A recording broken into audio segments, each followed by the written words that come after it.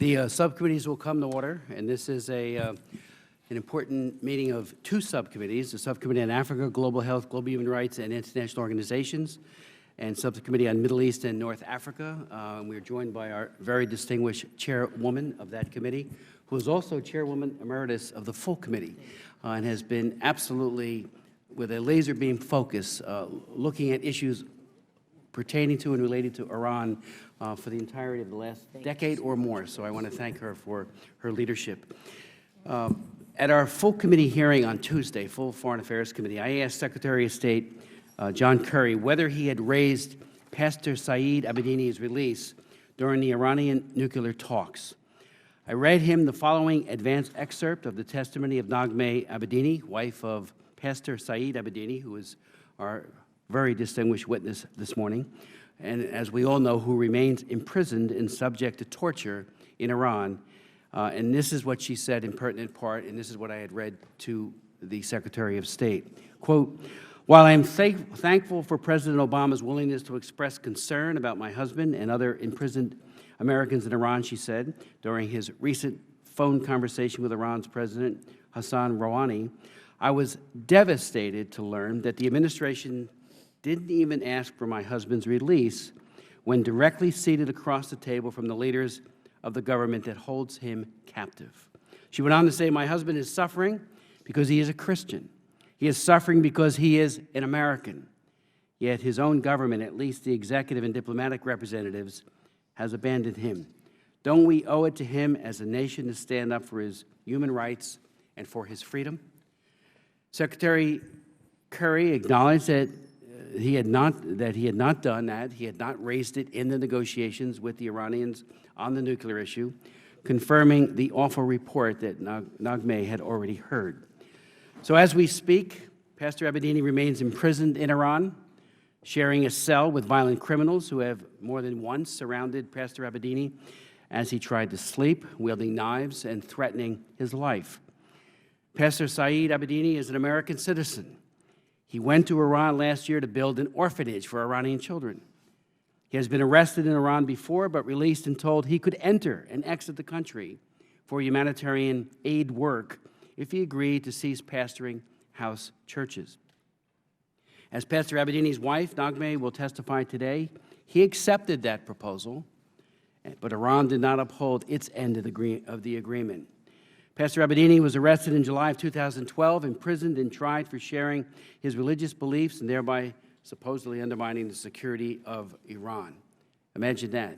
You share the good news of the gospel and you threaten the security of Iran.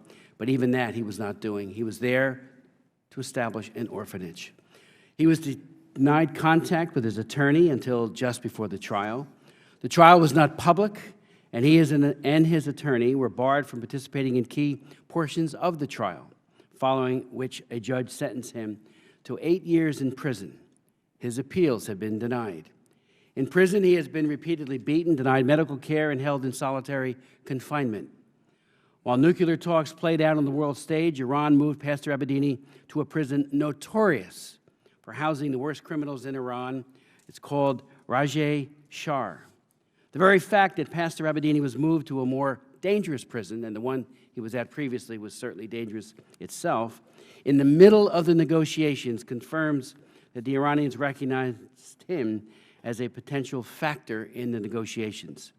Since August of 2012, the U.S. has reportedly released 4 Iranians, including most recently a high-ranking scientist who were imprisoned in the U.S. for sanctions violations. Speaking for myself, I question whether these releases are unrelated to the nuclear talks. Were they allowed out in order to create a better atmosphere so the talks could go forward? And yet, American citizen Saeed Abedini remains in an absolute hellhole prison in Iran. The U.S. government must not waste another opportunity to secure the release of this brave and courageous father of 2 and devoted husband and a great pastor. His case needs to be front and center in the next round of U.S.-Iranian negotiations. Time is running out. Naghmeh, Rebecca, Jacob need their husband and father home, and they need them home now. I'd like to yield to the distinguished gentlelady. Mr. Higgins? Okay, sure. to the chairwoman of the subcommittee, Ileana Ros-Lehtinen. Well, thank you so much, Mr. Smith, and we are blessed in Congress to have a leader of human rights with the passion, the intelligence of Chris Smith. We thank him for his ongoing and relentless pursuit of liberty throughout the world and respect for human rights.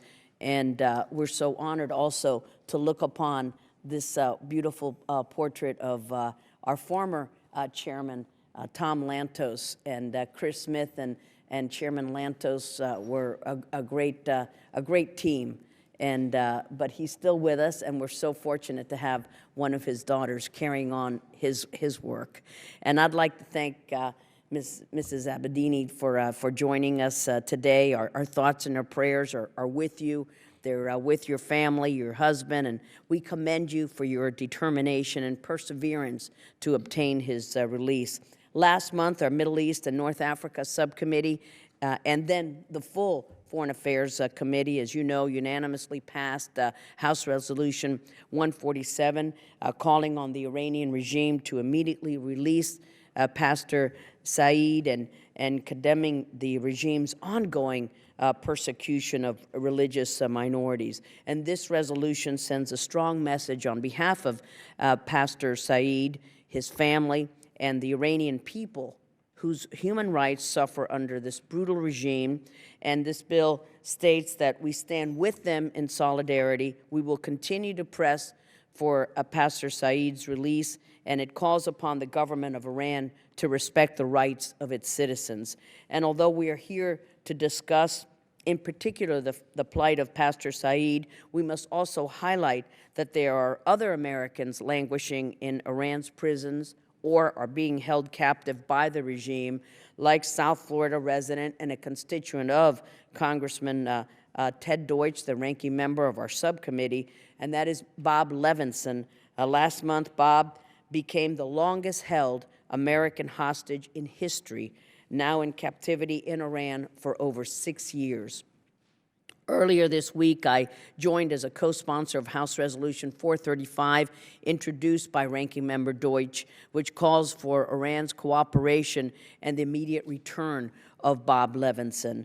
So we're here today because Rouhani's empty promises aren't only about Iran's nuclear programs, but about the reforms that he promised, which have gone unfulfilled as the regime continues its policy of systematic and widespread suppression of human rights. On the campaign, Rouhani's charming words indicated that the regime would ease its repression of social freedoms and human rights. However, we must judge this regime not by its words, but by its actions, and in this regard, it has utterly failed. Since Rouhani took office, the rate of executions in Iran has sharply accelerated, with more than 300 executions carried out since August alone. And on September 2012, Pastor Saeed Abedini, an American citizen, was convicted on bogus charges, imprisoned after being accused by the regime of undermining national security. But his only so-called crimes were what? Working to establish an orphanage and practicing his Christian faith.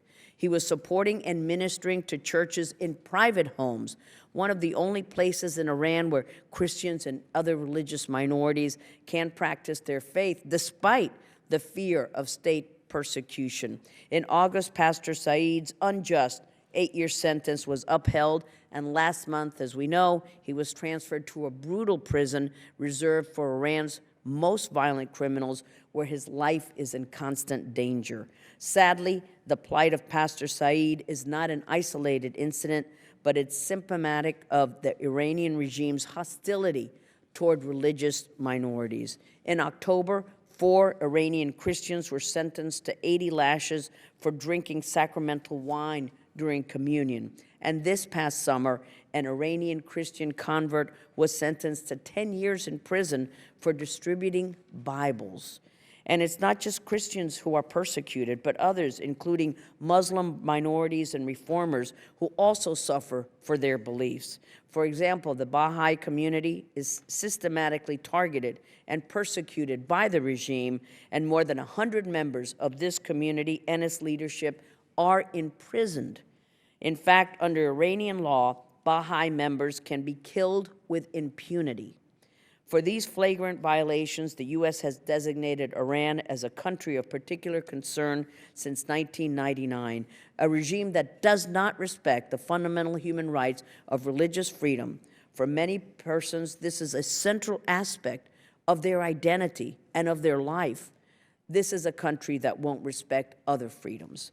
We saw this when the regime crushed the freedoms of speech and assembly during the Green Revolution of 2009, when the administration sadly missed a critical opportunity to express support for the Iranian people. I was a lead sponsor of the Iran Threat Reduction in Syria Human Rights Act that was signed into law last August, which expanded sanctions related to human rights abuses in Iran.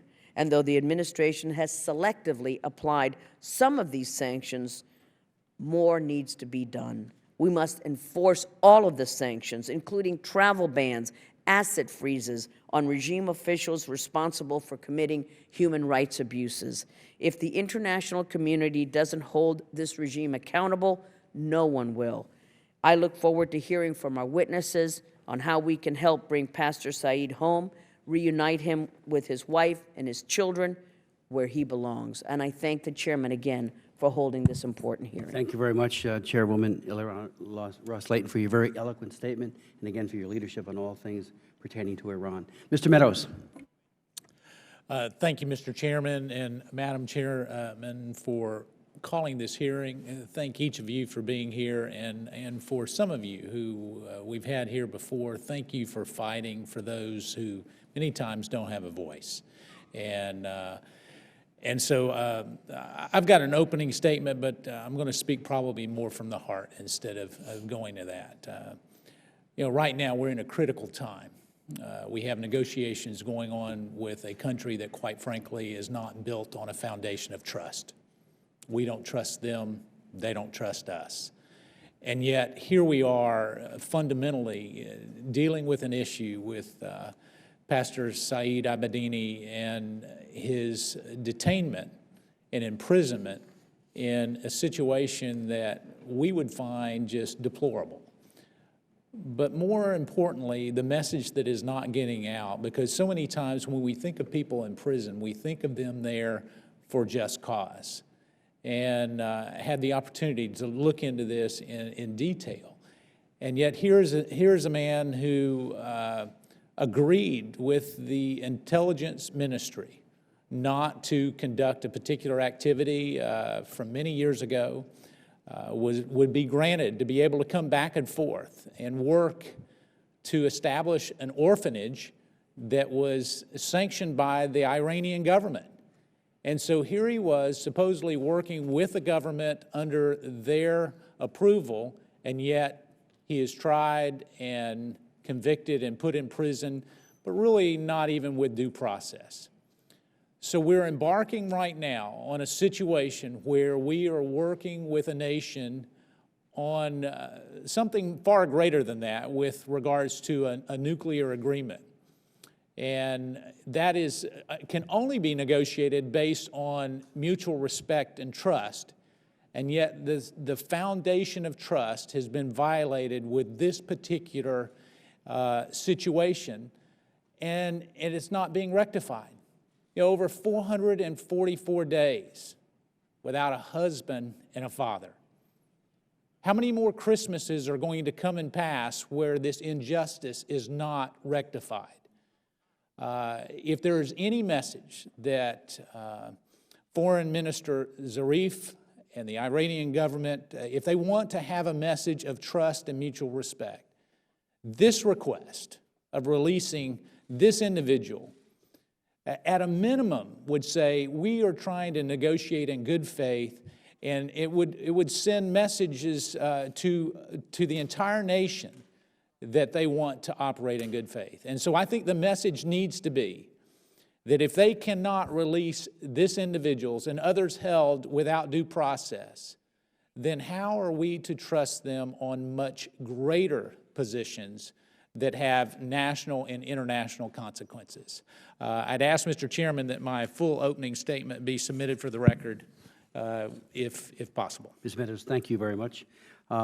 Chair recognizes Mr. Shabbat, the chairman of the Asia and Pacific Subcommittee. We have 4 subcommittee chairmen here today. Again, a testament to the concern that is shared across the aisle and throughout the entire House of Representatives. Mr. Shabbat. Thank you. I'll be brief. I commend Chairman Smith and Ros-Lehtinen for holding this timely hearing today. In light of recent developments in U.S.-Iranian relations, the case of Pastor Saeed Abedini, the imprisonment raises very grave concerns. If Iran expects to engage in a more transparent and honest relationship with the U.S. and other members of the global community, it must cease its egregious human rights abuses and adopt standards practiced by most of the civilized world. I think my colleagues would agree that the imprisonment of Pastor Abedini is a prime example of Iran's use of abhorrent practices to deny human rights protections to its religious minorities. If the Obama administration is going to negotiate with Iran concerning economic sanctions, the release of Pastor Abedini must be a priority. It should have been a precondition of negotiations from the start. I yield back. Thank you, Chairman Shabbat. Ranking Member Deutsch. Thank you, Mr. Chairman. I appreciate it. Thanks for hosting this hearing on Pastor Abedini, detained American citizens, and the broader human rights situation in Iran. I also want to thank our witnesses, especially Ms. Abedini, for being here today. Please know that Congress is committed to bringing your husband and all 3 detained Americans home as soon as possible. Our legislature is divided on many issues, but I am proud to say that Congress has been and always will be united in its support for international religious freedom and for protecting Americans overseas. That's why I'm proud to support legislation from Mr. Cassidy that calls for the release of Pastor Abedini and condemns the government of Iran for its persecution of religious minorities. At a time when Iran is seeking to re-engage with the international community, its ongoing persecution of Pastor Abedini is utterly deplorable. His arbitrary arrest and complete lack of due process is bad enough, but his transfer to a more dangerous prison that is filled with Iran's most violent criminals demonstrates why the United States must do everything in our power to end his continued and unjust imprisonment. Unfortunately, Pastor Abedini's persecution is just the latest in a string of appalling actions the Iranian regime has taken against American citizens. Mr. Amir Hekmati has also been unfairly detained in Iran for more than 2 years. And Iran is also suspected of having significant knowledge about the whereabouts of my constituent, Robert Levinson. As many of you know, in March of 2007, Mr. Levinson was taken hostage while visiting Iran's Kish Island. A retired FBI agent, husband, father to 7 children, and grandfather of 2, Mr. Levinson has missed 6 years' worth of birthdays, anniversaries, weddings, and other milestones. November 26th was his 2,455th day in captivity, making him the longest-held American hostage in our history. In response to his situation, this week my colleague and friend, Ms. Ros-Lehtinen, and I introduced HRES 435, urging Iran's government to cooperate in his case and return Mr. Levinson home to his family as soon as possible. Yet, Iran's egregious human rights record is not limited to American citizens, nor is its vile mistreatment of its people new. Iran routinely imposes severe restrictions on expression, association, and assembly. Political activists and human rights defenders are routinely and arbitrarily arrested.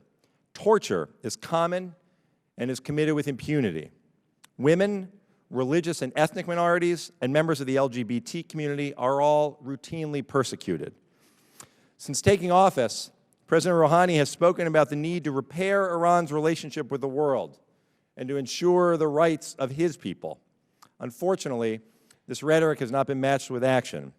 Hundreds of political prisoners remain in prison, including former presidential candidates Mir Hossein Mousavi and Mehdi Karoubi, who recently spent their 1,000th day under house arrest.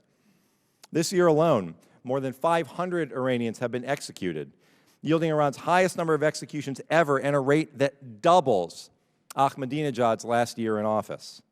And in the past few months, there has been a stunning wave of repression targeting the media and civil society, that including banning of prominent reformists daily and the arrest of a number of prominent political actors.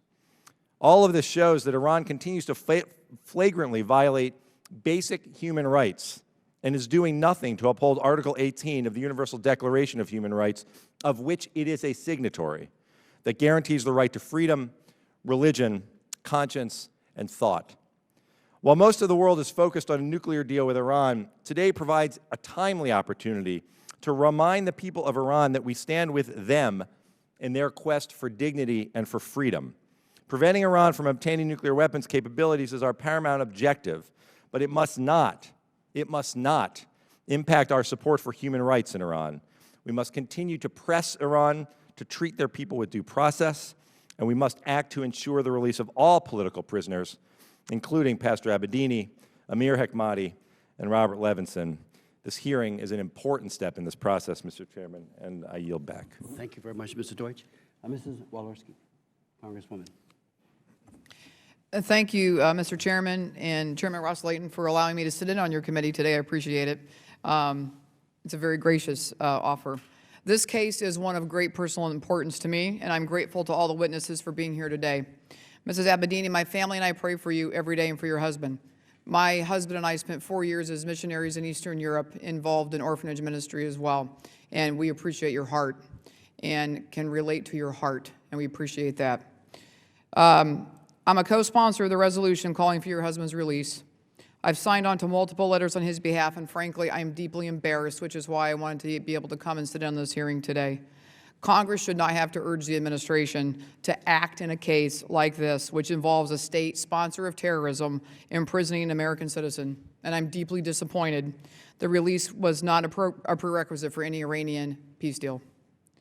Once again, I'd like to publicly urge our President and Secretary Kerry to do everything they can to secure the release of not only your husband, but the other Americans being held as well. And I would also say that I am deeply, profoundly impacted by the increase in religious persecution under President Rouhani, as we in this country so deeply value religious freedom and believe in religious-free persecution around the world, that people should be able to hold their beliefs and be able to express their religious opinions as well. So I would just like to thank you for being here today and offer my support. And thank you, Mr. Chairman, for allowing me to graciously sit on your committee. Thank you, Ms. Walorski. The chair recognizes the distinguished gentlelady from New York, Ms. Meng. I'd like to thank our subcommittee chairs and ranking members for calling today's important hearing.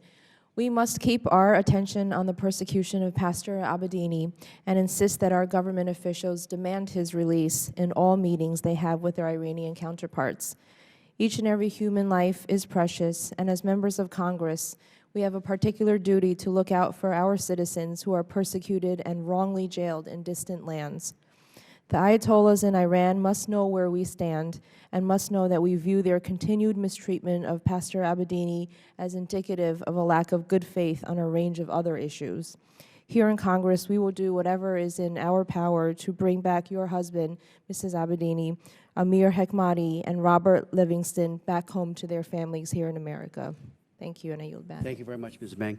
I'd like to recognize Chairman Frank Wolf, and just before I do, note that last March, Chairman Wolf, as chairman of the Lantos Commission, welcomed Ms. Abedini to the Congress, and she made a point at that hearing that the State Department had said there's, quote, nothing that they could do. Chairman Wolf's hearing was a catalyst for at least some engagement and some high-level response, and I want to thank the chairman for that. And I would also note parenthetically that Dr. Sweat is the vice chair of the Commission on International Religious Freedom. That commission was created by Mr. Wolf's bill, the International Religious Freedom Act of 1998, so we do have an expert here and a man who really made a huge difference, and I recognize Chairman. Thank you, Mr. Chairman. I have no comments. I just wanted to welcome the witnesses and say hello to Mrs. Abedini. Thank you very much. Thank you very much. I would like to now, without any further, just welcome our very distinguished witnesses, beginning first with Dr. Katrina Lantos-Sweat, who is the Vice Chair of the U.S. Commission on International Religious Freedom, an independent U.S. government commission that monitors the universal rights to freedom of religion or belief abroad. She established the Lantos Foundation for Human Rights and Justice in 2008 and serves as its president and chief executive officer. This organization is proudly carrying on the unique legacy of her dad, the late Congressman Tom Lantos, with whom many of us served, and we're very, very honored to call him friend. She currently teaches human rights and foreign policy at Tufts University and has also worked on Capitol Hill as a consultant. We'll then hear from Naghmeh Abedini, wife of Pastor Saeed Abedini. She is a U.S. citizen and was born in Iran and moved to the United States with her family when she was 9. Her husband, Pastor Saeed Abedini, as we all know, is currently serving an 8-year sentence in the brutal Rajeh Shah prison in Iran. In 2002, on a visit to Tehran, Naghmeh met Saeed and began assisting him in his ministry to house churches in Tehran, and they were married in 2004. She has been apart from her husband for more than a year, and as he remains imprisoned. They have 2 young children, Rebecca and Jacob, and no one has done more on behalf of any imprisoned person that I have ever seen. I've been here 33 years, than this very devoted and very articulate wife of Saeed Abedini. We'll then hear from Mr. Jordan Sekelo, who is Pastor Abedini's attorney. He is the executive director of the American Center for Law and Justice. He is also hosts radio and television programs featuring elected officials. He oversees much of ACLJ's international work, engaging with government officials and international leaders on human rights issues around the world, including and especially religious freedom. They will then hear from Daniel Collingart, who is executive vice president at Freedom House, where he oversees contributions to policy debate on democracy and human rights issues and outreach. He previously supervised Freedom House's civil society and media programs worldwide and contributes frequently to policy and media discussions on internet freedom. Prior to joining Freedom House, Dr. Collingart was Associate Director of American University's Center for Democracy and Election Management and Associate Director of the Commission on Federal Election Reform. He also served as Director for Asia and as Deputy Director for Eastern Europe and International Republican Institute. Dr. Sweat, if you could begin. Thank you so much. It's always a great honor for me to appear before this committee and to have the chance to speak with some of the very distinguished colleagues of my late father. And of course, I'm always mindful when I'm here that I'm testifying under his watchful eye, and so I will try to be on good behavior. I also want to just say briefly what a privilege it is to testify with Mrs. Abedini. She is a towering example of love and devotion and courage, and I just want to say to you that you will prevail in your wonderful mission to free your husband. I remember another beautiful young wife, Avital Sharansky, from another generation who tirelessly worked walking the halls of Congress and meeting with the media to press for freedom for her husband, Natan Sharansky. And she was ultimately successful. You will be as well, and we are all standing with you and behind you and next to you. I want to thank Representatives Smith and Ros-Lehtinen and your subcommittees for holding this hearing and inviting USCIRF to testify. With your approval, I will submit my written testimony for the record. Without objection, so ordered. Thank you. I commend your focus on the continued deterioration of religious freedom conditions in Iran, most notably for Christians and other religious minorities, and for highlighting the egregious treatment of Pastor Saeed Abedini. USCIRF stands with Mrs. Abedini and her family, has called repeatedly for the pastor's release, and urges the U.S. government at the highest levels to demand his release. Unfortunately, the appalling treatment of Pastor Abedini reflects the dismal reality of religious freedom and human rights in Iran today. The rights and beliefs defining the Iranian dictatorship's character remain self-consciously religious and inescapably theocratic. Any Iranian dissenting from the government's interpretation of Shia Islam may be considered the state's enemy and a potential target for abuse.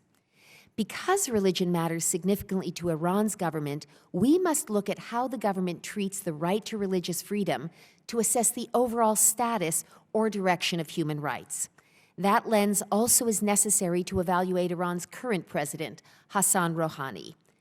The number of Christians and Baha'is jailed during his short tenure has increased, and a crackdown on Protestant Christians has brought numerous arrests.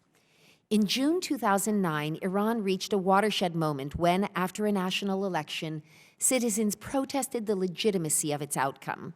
Tehran responded with brutal repression.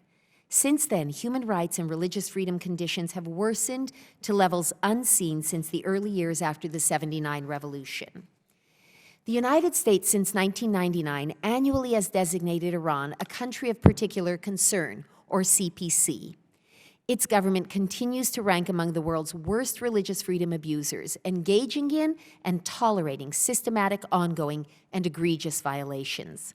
Members of religious minorities, including Baha'is, Zoroastrians, Christians, Jews, Muslims belonging to minority Sufi and Sunni sects, and even Muslims part of Iran's Shia majority, have had their fundamental rights abused.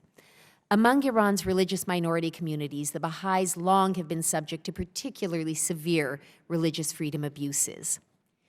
Besides its severe mistreatment of Baha'is, Iran's government discriminates against and represses Christians. While all of Iran's Christians face a regime that restricts their rights, Tehran reserves particularly harsh treatment for Protestant Christians. Next to Baha'is, authorities view the Protestant community as the most serious competitor of the theocratic government for Iranians' hearts and minds. Iranian Christians, including Protestants, constitute less than 1% of Iran's 75 million citizens, and it reflects the fundamental weakness and insecurity of the regime that they should consider them such a threat. Unlike Iran's ethnic Christian population, the vast majority of Iran's Protestants are converts from Islam.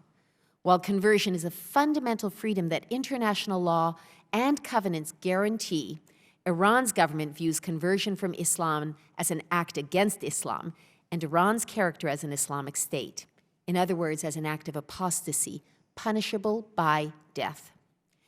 Revolutionary courts also charge converts with political crimes, such as acting against national security or contact with a foreign enemy. Hundreds of Christians, mostly Protestants, have been arbitrarily arrested and detained. The UN Special Rapporteur's October report found that since 2010, more than 300 Christians have been arrested and detained. As of July, at least 20 Christians were detained or imprisoned.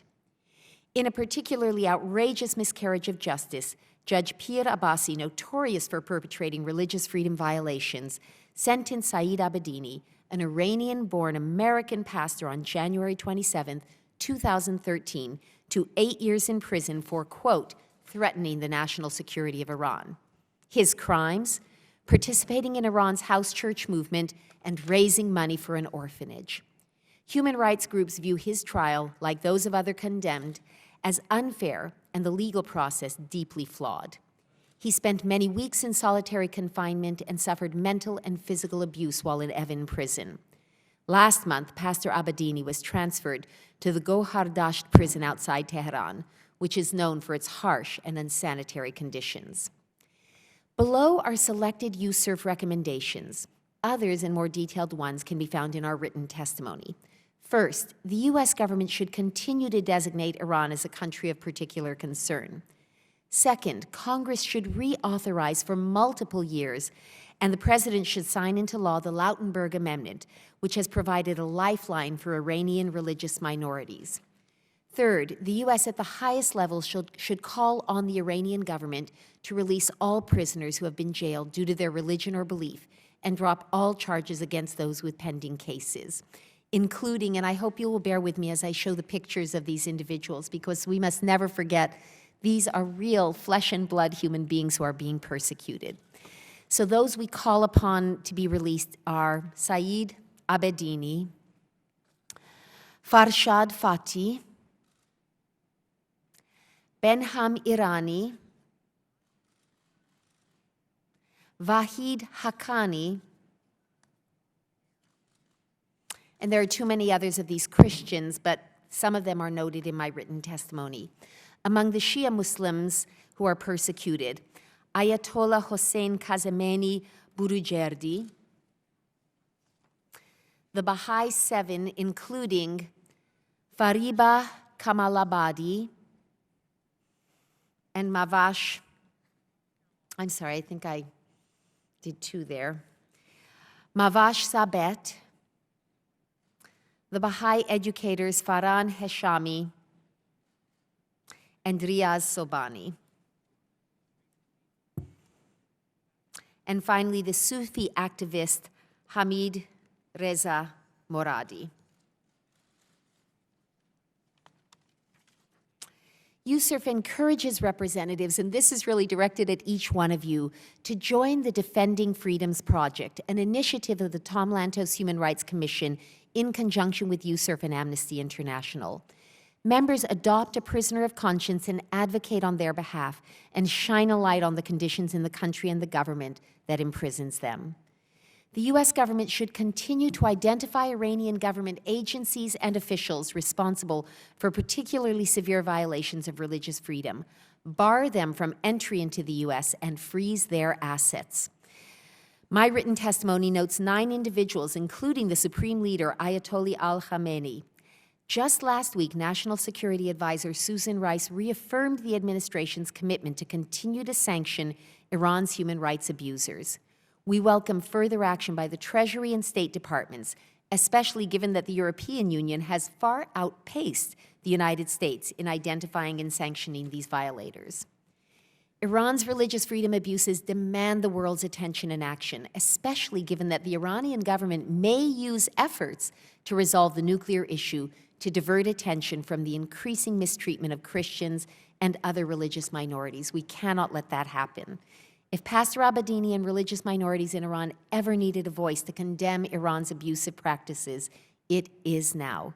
The Obama administration and members of Congress should insist that Iran demonstrate its commitment to peaceful intentions abroad by ceasing its war at home against its own people and their fundamental rights, including the right of freedom of religion or belief.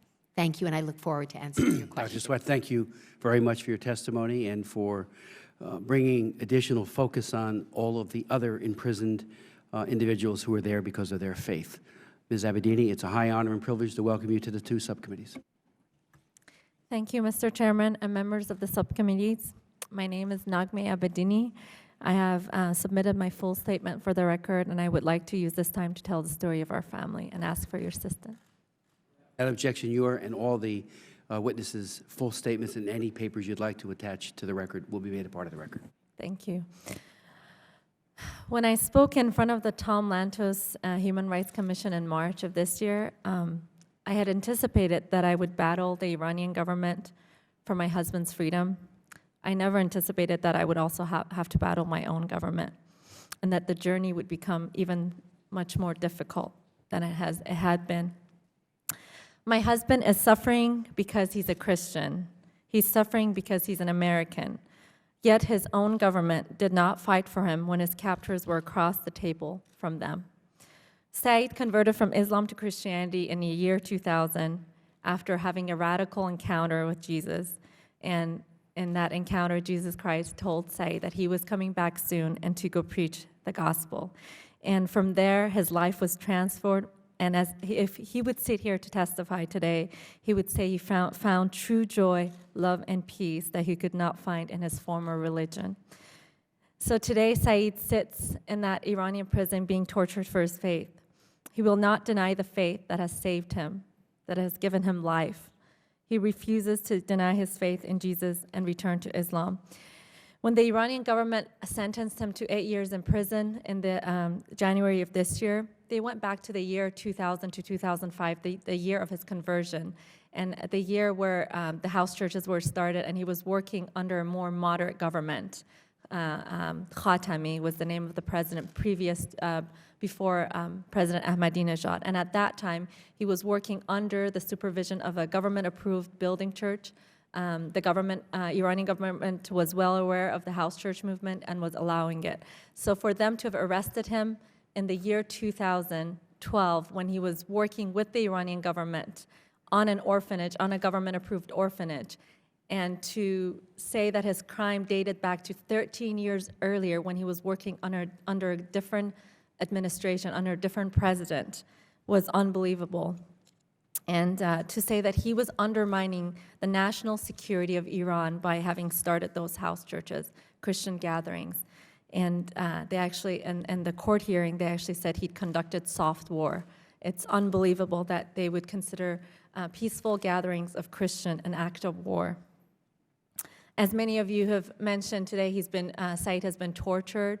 He's been beaten, abused, and told that to deny his Christian faith, and that if he would return to Islam, he would be freed. He's been in that prison. The kids and I have not seen him since June of last year, but he's been sitting in Evin prison since September, and recently last month he was moved to Raja Ishar prison, where his condition have worsened, and the kids and I fear his life. I want to share a little bit of a personal story here. This is the first day of school. It was a very painful time. I'm trying to smile, but tears were streaming down my face as I got my two kids ready for school, knowing that their dad was missing. And as I took him to school, I could see their wandering eyes looking at their daddies, saying, holding their kids and putting them to school. And I was trying to distract them. But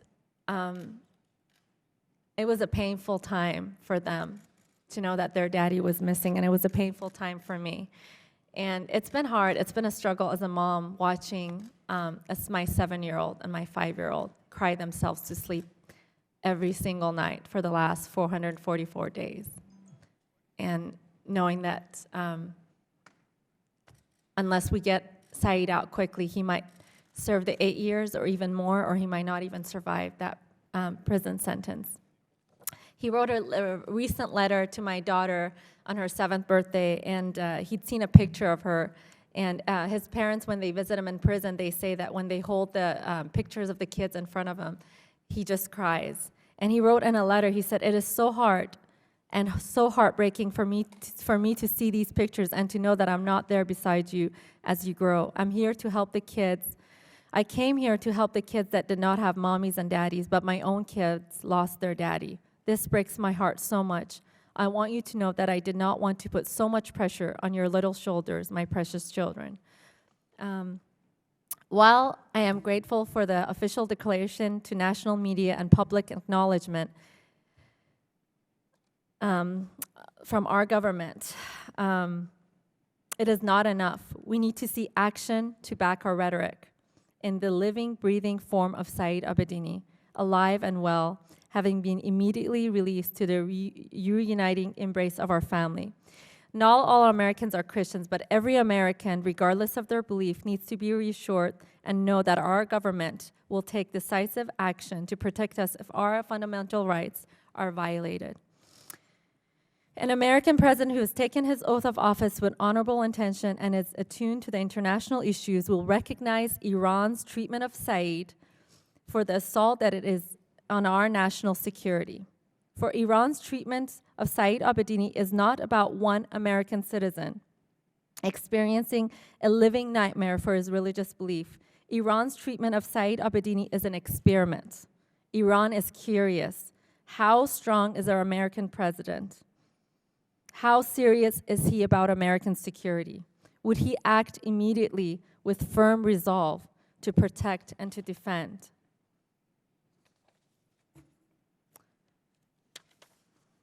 Time is of the essence. Iran's experiment for evaluating the integrity of America's response to assault on her security is almost complete. And Iran is not the only country watching our reaction. Even if our president can't see the reality, the rest of the world can. In the interest of Americans' confidence in the competency of her government official, her national security, and international standing, Said Abedini needs to be released now. I want to say that I can't express how grateful I am to the members of Congress who have refused to let my husband be forgotten. And I would like to end with, as we approach Christmas, which is a joyful time of the year, but it's a painful time for our family. to celebrate another year without my husband. I want to end with this. Saeed's in that prison because he believes, unto us a child is born, unto us a son is given, and the government will be upon his shoulder. His name will be called Wonderful, Counselor, Mighty God, Everlasting Father, Prince of Peace. And this season, I not only pray for the release of my husband, but I hope and I pray that our government would realize where we've fallen from, and how far we've fallen, and that we would return to the source of blessing. May God bless America, the land that I love. Thank you. God bless you. Ms. Abedini, thank you so very much for those powerful words. And that testimony is just, I think it causes every one of us to redouble our efforts and do everything possible to ensure that your husband is released immediately. Thank you so very much. Mr. Sekulow. Chairman Smith and Chairman Ros-Lehtinen, the Ranking Member Deutsch, the other co-chairs and chairs of subcommittees that are here today, and members of the subcommittees, I'm deeply honored to present this report on behalf of Pastor Saeed and Naghmeh Abedini as their attorney, as an organization that represents them, and their two children, their American children, Rebecca and Jacob. My primary purpose for submitting this testimony is to impress upon Congress the desperate need for great urgency as Pastor Saeed is in a dire predicament. Congress has done more than any branch of government. Congress has been there, and it's been bipartisan. But first, let me begin by, again, thanking you and your staffs for having this hearing. You know, we started back in March at the Lantos Commission, and now here we are, months later, the United States, in an unprecedented move that we did not predict or could not predict then, is now sitting with Iran. And I think it's important for us to point out right now that we don't see this, or religious liberty at all, as a partisan issue. So I want to recognize that the unbelievable bipartisan efforts that have occurred within this Congress on behalf of Pastor Saeed Abedini. We don't forget that, and when we speak out on Saeed's behalf, and if we are critical of the administration, we always make sure to mention that there's been that bipartisan support. I'm hopeful that today's hearing will highlight the commitment to this case that so many of you have shown, and the world will hear the U.S. government speaking with one voice. That's so clear, one voice, in strong defense of our fellow citizen, Pastor Saeed Abedini. At such a critical juncture, with the U.S. government literally sitting across the table from Iran, we could never have imagined that that would occur when we first testified before the Lantos Commission in March. At the table, for the first time in 34 years, we need to ensure that Pastor Saeed and the other Americans mentioned here today, wrongfully detained, are seen as not a marginal issue, but an essential of those ongoing diplomatic talks. Pastor Saeed Abedini, a U.S. citizen, has been unnecessarily separated from his wife Naghmeh and two children for 17 months, 444 days. The Islamic Republic of Iran has arbitrarily detained and imprisoned Pastor Saeed, subjecting him to violence and abuse, violating both Iranian law and international norms. His trial lacked transparency and due process, and yet appeals courts in Tehran upheld his conviction and 8-year prison sentence. Pastor Saeed has exhausted all legal remedies in Iran to appeal this arbitrary conviction and his detention. His freedom now rests solely on the success of diplomatic efforts by the United States government and world leaders dedicated to human rights. Now, Naghmeh has outlined the timeline of Saeed's case, and a more detailed outline is in my submitted remarks. Allow me to briefly highlight just a couple of more egregious facts about the legal proceedings. First, Saeed was detained arbitrarily and while conducting humanitarian work with the full approval of the Iranian government. Next, Saeed was imprisoned, subjected to solitary confinement without even being informed about the charges against him. Third, Saeed was informed of the official charges against him less than a week before his sham trial and denied access to his attorney until less than 24 hours before that trial. Finally, Saeed and his attorney were barred from attending the second half of the trial, the half in which, quote, key witness testimony was taken, thereby denying his legal team the ability to question or even know who those witnesses were. Predictably, this resulted in Saeed's conviction and 8-year prison sentence on January 27, 2013. Judge Pirabassi, who presided over Pastor Saeed's trial, has earned the nickname the Hanging Judge.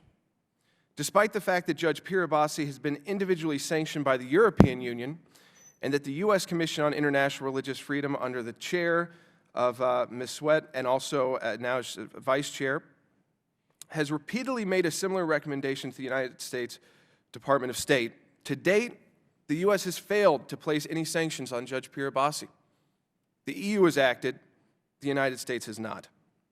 You heard from Naghmeh about the horrific prison conditions that Saeed is enduring, that he's being denied basic medical care, and that he's been transferred to a much more difficult prison than Evin Prison.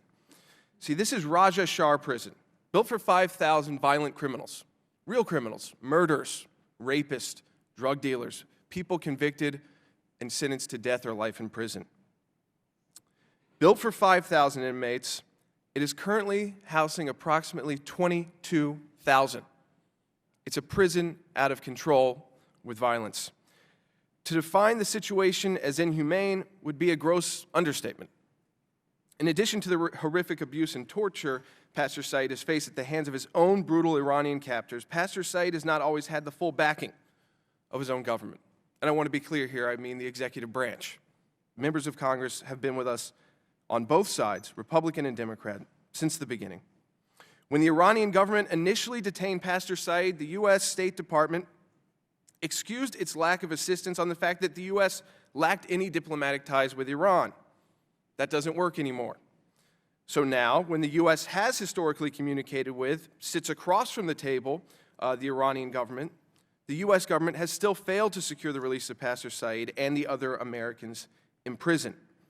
As Naghmeh pointed out, this Congress has spoken with strength and unity on behalf of Pastor Saeed, and we are grateful that President Obama expressed his concern about the Americans imprisoned in Iran on his historic phone call with Iranian President Hassan Rouhani back in September. But as you all know, as members of Congress, as principals, if there's no follow-up to your discussion, little gets done. Everyone has a lot to do. And you have staffs, you have your staff that you rely on to make sure what you've agreed to on phone calls or said you will do is done.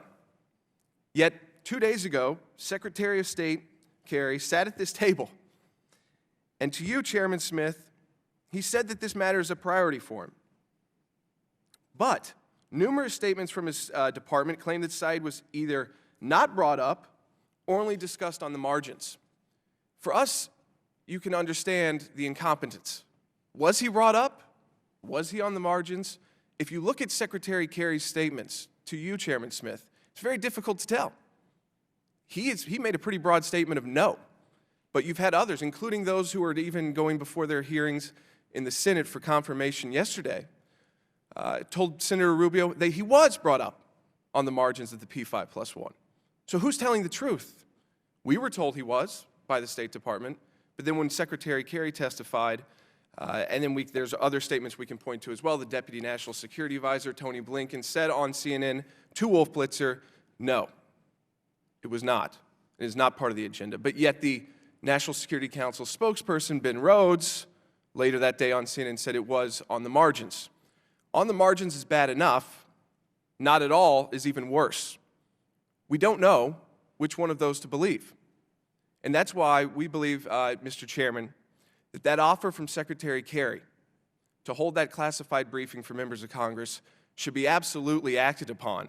And we would welcome the opportunity to provide you with the kind of questions and information that we've received from the State Department so that you can get the answers and we can hear back from you at least to know whether you're satisfied with what we believe is our government's incompetence. Let me just begin by expressing my gratitude to both subcommittees for taking an active role in Pastor Saeed's case. And just to highlight again that while our government sat across the table from the Iranian delegation, Saeed was transferred to a worse prison. Was it on the margins or was it not on the agenda? That's an answer we need from the United States executive branch and from the Obama administration. Thank you, Mr. Chairman. Thank you, Mr. Sekulow, and we will indeed follow up with that classified briefing. But also, I know everyone else who is concerned about Pastor Abedini, will be raising this issue repeatedly going forward at every venue where we have an interface with the administration, because there was a sense of conflicting information even as the Secretary of State spoke. So thank you for your testimony and for being an excellent lawyer on behalf of Mr. Abedini. Mr. Cullingard. Thank you, Mr. Chairman, Madam Chairwoman, honorable members. I appreciate the opportunity to speak to you today. I want to thank you for your leadership in championing the case of Pastor Abedini and pressing for his release. Sadly, the kinds of abuses that he suffers are all too common in Iran. During the campaign for the presidency of Iran, Hassan Rouhani repeatedly promised to release all political prisoners and to make a change in favor of free speech and media freedom. The record of his first 4 months in office shows otherwise. He has yet to live up to these promises. 15 prominent political prisoners were released in September, but approximately 800 dissidents, including human rights defenders, journalists, and political activists, remain unjustly detained in Iran. The leaders of the Green Movement, Mir Hussein Mousavi, Mehdi Karoubi, Zahra Ranavad, are still under house arrest. While some limited space has opened up for women's rights activists, the overall situation for human rights in Iran is as grim under President Rouhani as it was before. In the past few weeks, Iran's Interior Ministry and Revolutionary Guards have carried out a new wave of arrests to stifle free expression. At least 38 people were arrested, including editors and staff of a technology website, Naranji, and activists in the province of Kerman who were accused of receiving foreign assistance to produce online content that undermines the Islamic regime. These arrests come on the heels of a December 3rd court ruling that exonerated government officials accused of murdering Sattar Beheshti, a blogger who was detained by the Iranian cyber police and was later found dead in his jail cell with bruises on his body. Iran is second only to China in the number of executions it carries out. This year, 668 reported executions have already taken place. Virtually all capital cases lack internationally recognized standards of due process, and death sentences are often imposed for relatively minor crimes, such as drug possession. The Iranian regime, dominated by Shiite clerics and Revolutionary Guard commanders, is highly repressive. It systematically tramples political and civil rights. In Freedom House's annual report on freedom in the world, Iran receives a rating of 6 on a scale of 1 to 7, where 7 is the lowest score. The election of Rouhani was welcomed by some in Iran and abroad because he was the least conservative of the candidates, but his election was anything but fair. Over 600 candidates had registered to run in that election, but only 6 names appeared on the ballot. And who made that decision? The Guardian Council, 12 Islamic clerics and jurists, not the voters. The media environment in Iran is among the most restrictive in the world. Iran ranks 191st out of 197 countries in Freedom House's annual ratings on media freedom. The government directly controls all television and radio broadcasting, and print media, blogs, and news websites are severely censored. Restrictions on online space are equally, if not more, severe. In the latest edition of Freedom House's rankings on internet freedom, which covered 60 countries, Iran came in very last place. With all that is at stake in the negotiations with Iran on its nuclear program, there is a temptation to put aside human rights issues because they might complicate the negotiations. But that would be a mistake.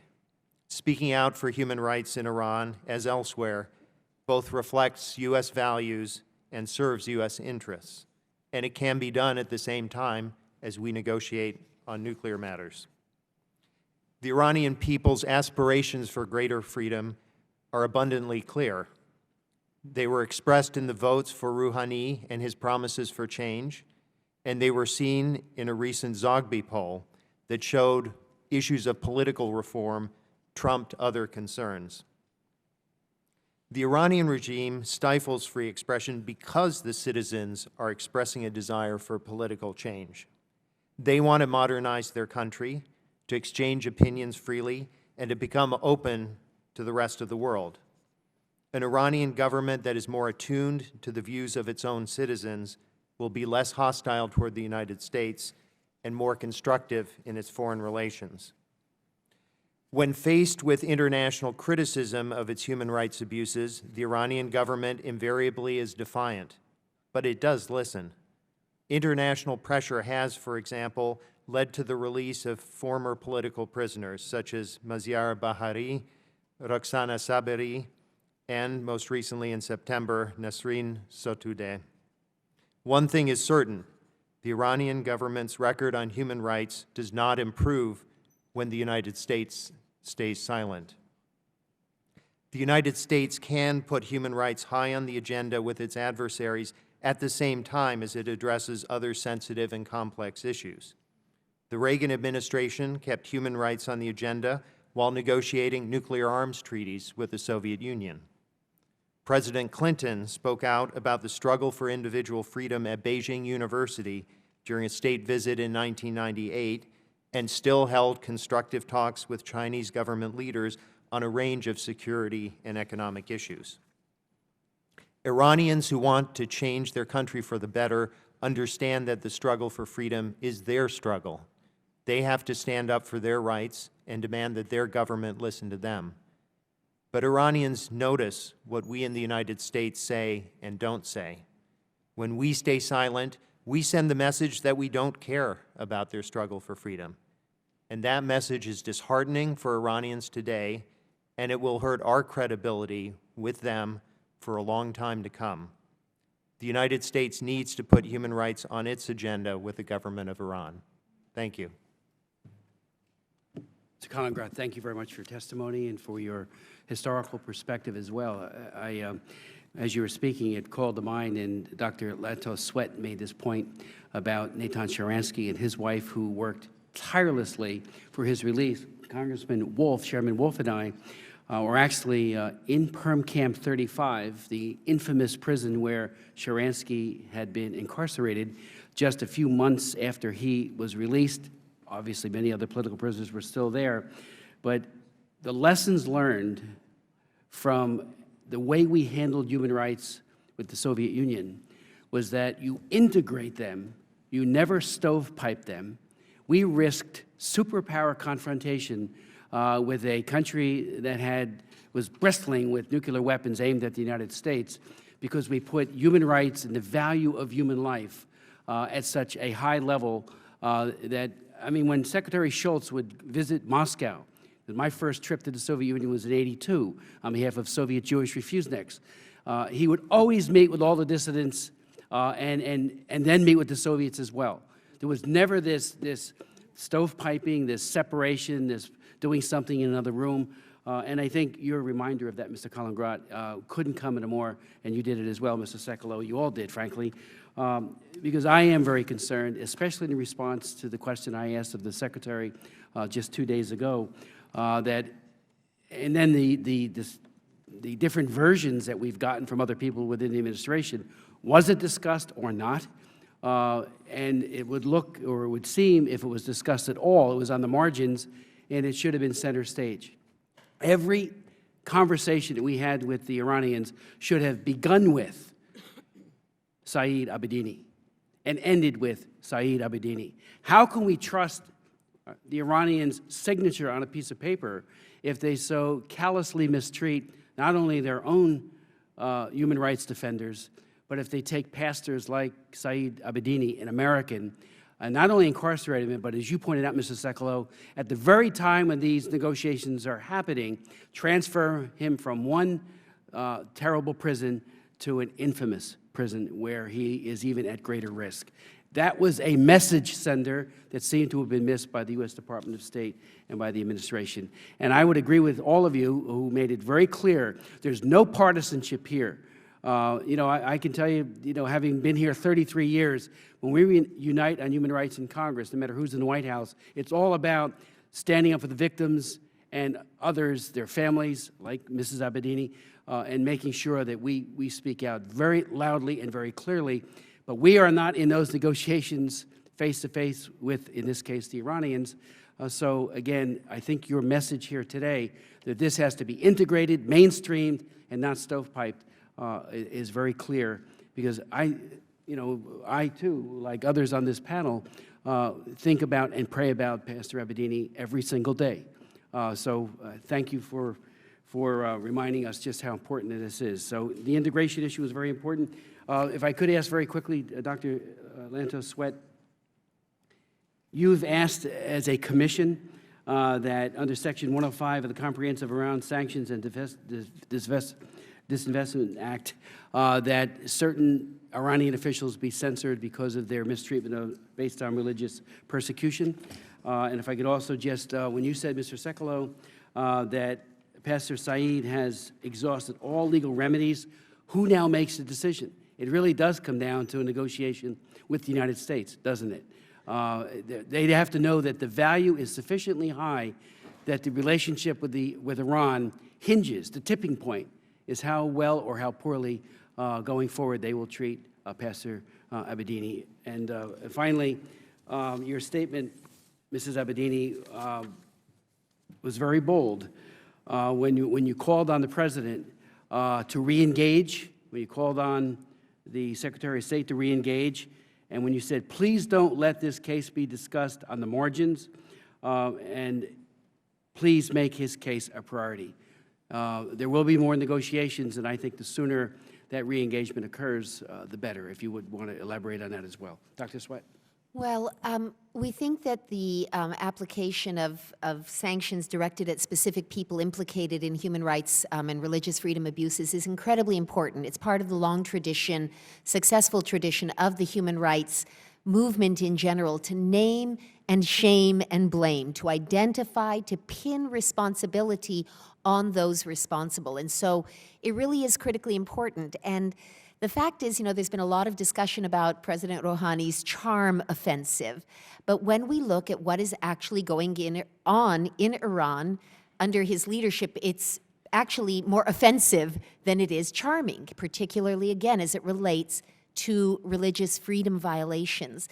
And so we feel very, very strongly that that step of our government officially saying, you are not welcome here. If you have assets here, they will be frozen. They will be, put beyond your reach. Those sorts of concrete steps send that message that you're not a political leader, engaging in respectful and appropriate sort of leadership in your country. You are someone who is personally implicated in vile abuses of the human rights of your citizens. We know it, we're saying it, and by doing so, the rest of the world knows it as well. Thank you, Mr. Chairman.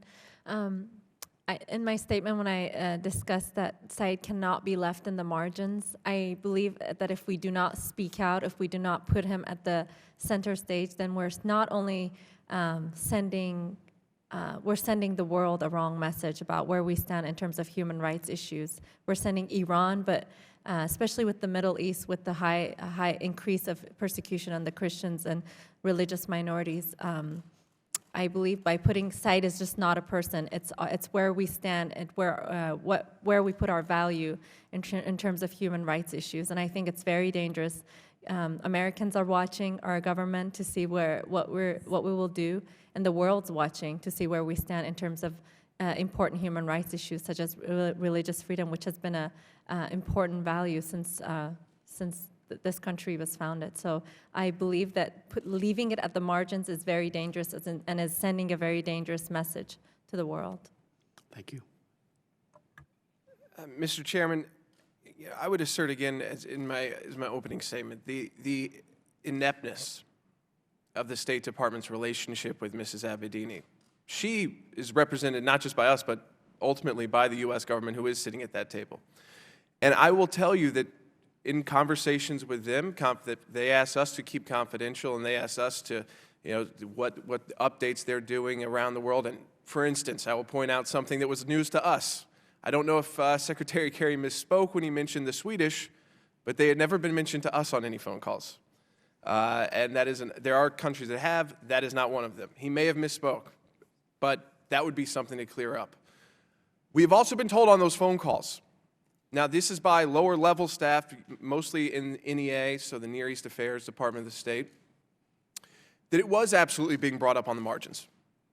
So why would Secretary Kerry have been so broad in that statement that it was not? And then third and finally, the idea that that bringing them up would make them hostages or pawns, I would beg to differ and state that Mr. Abedini, as well as Mr. Hekmati and Mr. Levinson, already are pawns, and they already are hostages of Iran. They are American citizens being held by a foreign government. We're sitting at the table with them. Some have been hostages for nearly 7 years, 2 years, or 444 days. They're already at that point. Thank you. I would just to conclude before yielding to Mr. Deutsch that 2 days ago, on December 10th, we, along with Chairwoman Ileana Ros-Lehtinen, chaired a hearing on Coptic Christians. For me, it was my 4th hearing in 2 years on Coptic Christians. And many of us fought very hard to get language into the Foreign Office Appropriations Bill that conditioned United States aid. It's properly conditioned on the Egyptian-Israeli peace agreement, the Camp David. But we said religious freedom also, there ought to be conditionality there as well. We got into the Foreign Ops Bill. Mrs. Clinton waived it. As the Coptic Christians were being slaughtered, churches decimated, monasteries, many of them hundreds of years old, we looked askance and embraced Morsi and the Muslim Brotherhood. It was appalling. And one of the issues that I raised repeatedly, again, I think what Mrs. Abedini is doing, one of the side issues that will help all others is pointing out a huge deficiency. Many Coptic Christian girls had been abducted, forced into Islamic marriages. We had a woman who actually did the reporting on it. She's a noted human rights investigator, bring this information forward, and the administration did nothing on it. And that is very disturbing. So there's a larger backdrop issue of a disregard for religious freedom issues that has to change, and it has to start with Pastor Abedini. Mr. Deutsch. I thank the chairman. I have, let me start. I have a couple questions for Dr. Lantos-Sweat and Dr. Collinger. Let me start, though, just by telling Ms. Abedini that there is a real commitment by Congress to bring your husband home, and there is a real commitment by the entire government, including the administration, to bring your government home. And I didn't come here to, I didn't come to this hearing this morning to apologize or come to the defense of the administration. But I would respectfully suggest that as we address these human rights issues, the best way for us to address them, starting with your husband and his release, is to work in a unified fashion to do it. And I don't believe, Mr. Sekulow, that it's helpful for us in this hearing for the hearing to turn on allegations of incompetence and ineptitude by the administration. I just wanted to make that point. There is a real, I will look forward to the classified briefing that we're going to have with Secretary Kerry and others. Pastor Abedini, I can only speak to the briefings that I've had with respect to with my constituent, and I know discussions that we've had on a broader level about human rights. I would just respectfully suggest that there is a real commitment to bringing home. I am sympathetic.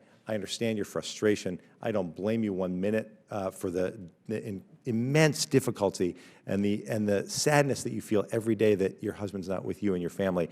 That commitment, as we've all expressed here, is very real.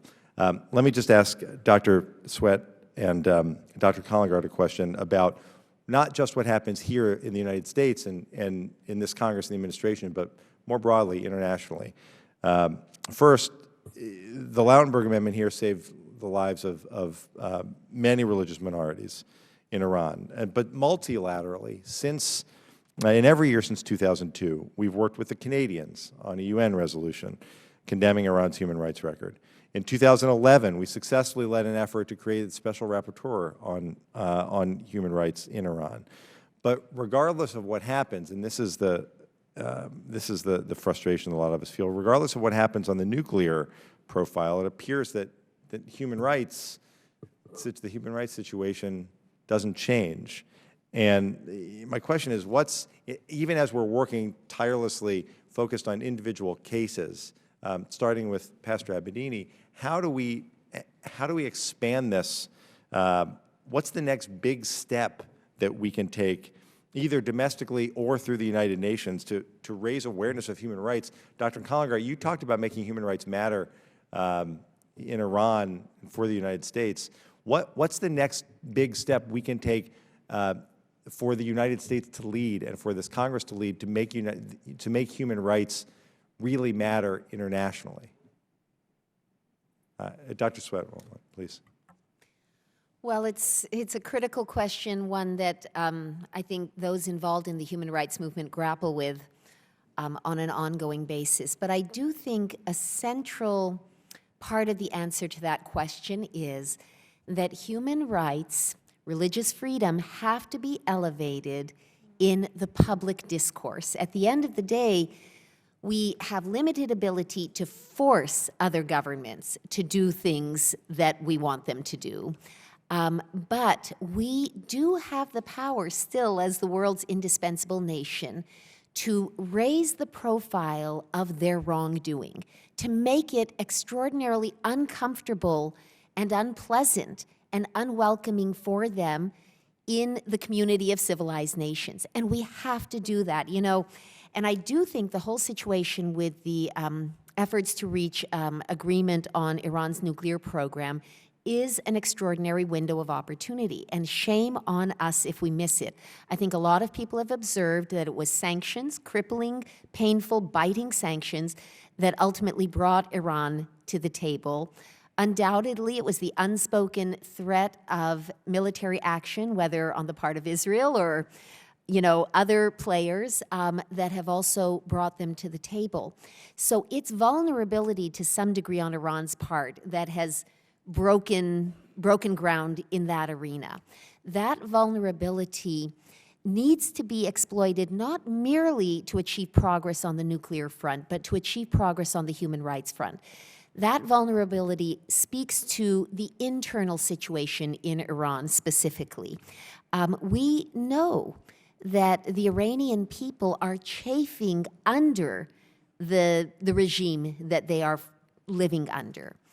And so I very, very strongly believe that we should not let this moment of opportunity slip by. It's as if you had somebody in your neighborhood, as it were, who was a notorious drug dealer, as well as a notorious abuser of their children and their spouse. Well, the drug dealing sort of involves spreading a poison and a danger out into the broader community. That would sort of be the nuclear side of what worries us about Iran.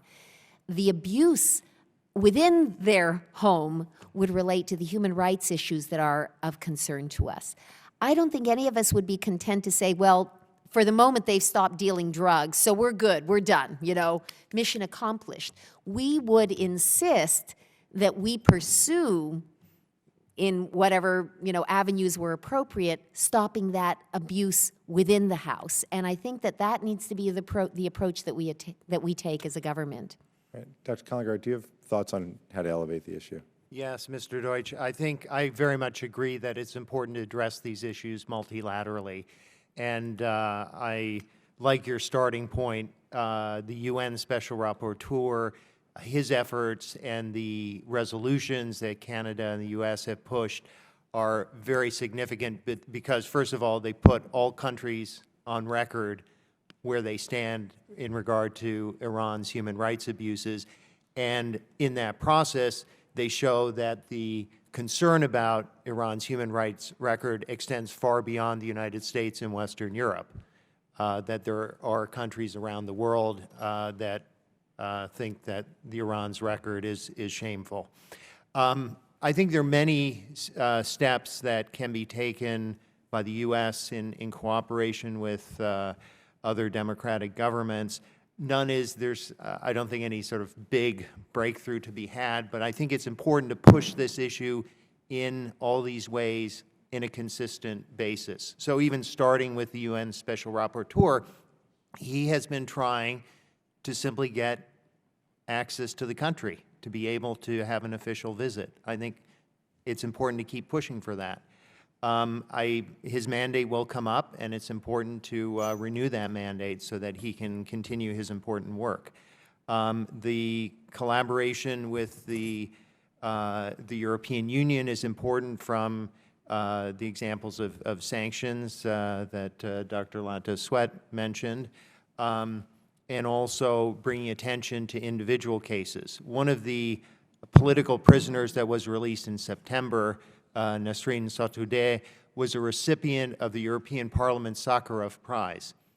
I don't think that's a coincidence. The fact that there was major attention given to her case put pressure on the Iranian government to release her. And that's why I think it's important to push on individual cases.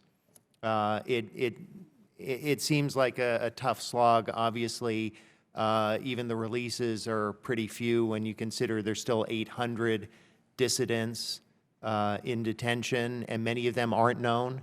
But for even the few that are released, it sends an important signal to those who are still struggling for human rights on the ground that there is hope, and especially that the outside world cares about their efforts. Thank you. Thank you, Mr. Chairman. If I could, Mr. Chairman, respond to one of Congressman Deutsch's statements. The incompetence has not been at the level of Republicans and Democrats in Congress. It's been at a bureaucratic level. And it's clear because on television, members of the administration at the White House, the National Security Council says one thing happens in the negotiation. The Deputy National Security Advisor says something else happens. Secretary Kerry then says something else. And I would add, for the Congressman, with all due respect, I know he represents, as a constituent, Robert Levinson. 7 years missing? I don't want to be here 6 years from now. I'd say that's incompetent, especially when we have an opportunity. You know what, Mr. Sekulow, excuse me. First of all, we're here today to focus on human rights in a country that has absolutely no respect for them. And we're focusing on human rights in a country that has immense respect for them. And to bring discredit on the men and women who have spent the past 7 years trying to bring Bob Levinson home to advance some agenda, unknown agenda that I can't fathom, when we're all trying to work together to focus on human rights and to bring Pastor Abedini home, it's not right. Congressman, things have significantly changed. And as you're walking out, in the last month, we are now in negotiations with Iran. That didn't happen 6 years ago. So whatever efforts you're talking about before, it was different. But in the last 6 weeks, we have a new relationship with Iran. We can't think about Iran as, oh, and we still hear this from the State Department, we have no diplomatic ties. Well, depending on how you define that, when you're sitting down at the table regularly, I think that the whole situation is fundamentally changed. So to accept what was previously done as satisfactory is no longer satisfactory. That's what I'm saying. Mr. Sekulow, since my time has expired and you've claimed some of the time that I no longer had, I would simply tell you that the commitment that exists to bring Pastor Abedini home and Mr. Hekmati home and to bring home my constituent is real. And have things changed? Absolutely they have. And does every one of us here believe that this is an issue that should be raised at every single meeting? Yes. I've said it, we've all said it, and we all need to ensure that it happens. But so far, we know it hasn't happened. Gentlemen, yield. The reason why I wanted to chair and put together this hearing, along with my distinguished colleague from Florida, Ms. Ros-Lehtinen, was precisely because of our concern that it was not being raised, it had not been integrated in a place where it could have made all the difference in the world. And just by way of historical fact, it was Mrs. Abedini at Frank Wolf's hearing who was told there is nothing we can do by the State Department. I've worked human rights issues for 33 years. There is absolutely everything they can do. And I would say parenthetically that on Jacob Ostreicher, and I know you've helped us on that, as has Congresswoman Ros-Lehtinen, Jacob Ostreicher is an American being held now under house arrest, but 18 months in Palomacero prison in Bolivia. Never charged with anything. His rice farm was fleeced from him, taken away. The prosecutors, the rogue prosecutors, many of whom are now in prison themselves, he is still under house arrest. I have tried repeatedly and asked Secretary Kerry himself to intervene. Has not happened yet. We can't get above the level of Assistant Secretary to raise the issue, and that man, Jacob Ostreicher, a Jewish man, and there's anti-Semitism involved here. I had 4 hearings to bring the attention of the administration that dropped the ball like a ton of bricks on human rights with an American, just like this American pastor, and for the first year they did nothing. And matter of fact, they were admonished by the administration to gag themselves and say nothing. Absolutely the wrong way to go about it. He at least got some out of prison, and he's under house arrest, so he's not facing the daily threats that he faced in Palomacero. So I see parallels that the State Department goes the path of least resistance. Human rights is sidetracked. When we did the International Religious Freedom Act back in 1998, and this is, I don't care who's in the White House, this has been a problem. Religious freedom was always given the back seat. And we put into the legislation not only the establishment of Mrs. Lantos's Sweat Commission to hold the administration to account with independent verification of what's going on, great reports that they do, particularly a recommendation for CPC countries, but the training of Foreign Service officers who are often clueless, and they're good people, but clueless about the nuances that often occurs in countries relative to religious freedom and the lack of it and the persecution of believers. So there has been a backdrop of dropping the ball. I asked Secretary of State John Kerry, was it a mainstream issue? And he said it was not part of the negotiation. That's a serious miss. And so I agree. We're working together on this. Right. But we're hoping the administration will take the cue from the wife, Mrs. Abedini, and from those who are concerned, including both sides of the aisle, to step up, to do more. And especially when you're sitting right across from the Iranian interlocutors who can make the difference. They could say, free Abedini today, and he's on a plane back to his wife and children. Right. Mr. Chairman, I agree wholeheartedly with you that on every occasion we should do as much as we can to bring home Pastor Abedini and to bring home Mr. Hekmati and Jacob and my constituent, and that we should do everything we can to make this issue paramount. I agree with you. I simply point out that our goal, in addition to bringing home those who have been persecuted and held hostage, that our goal as well, more broadly, is to elevate human rights. In this debate here, to elevate human rights in this Congress, to make sure that this and every administration of either party puts human rights squarely not only on the table, but right up front. That's what we're all striving for.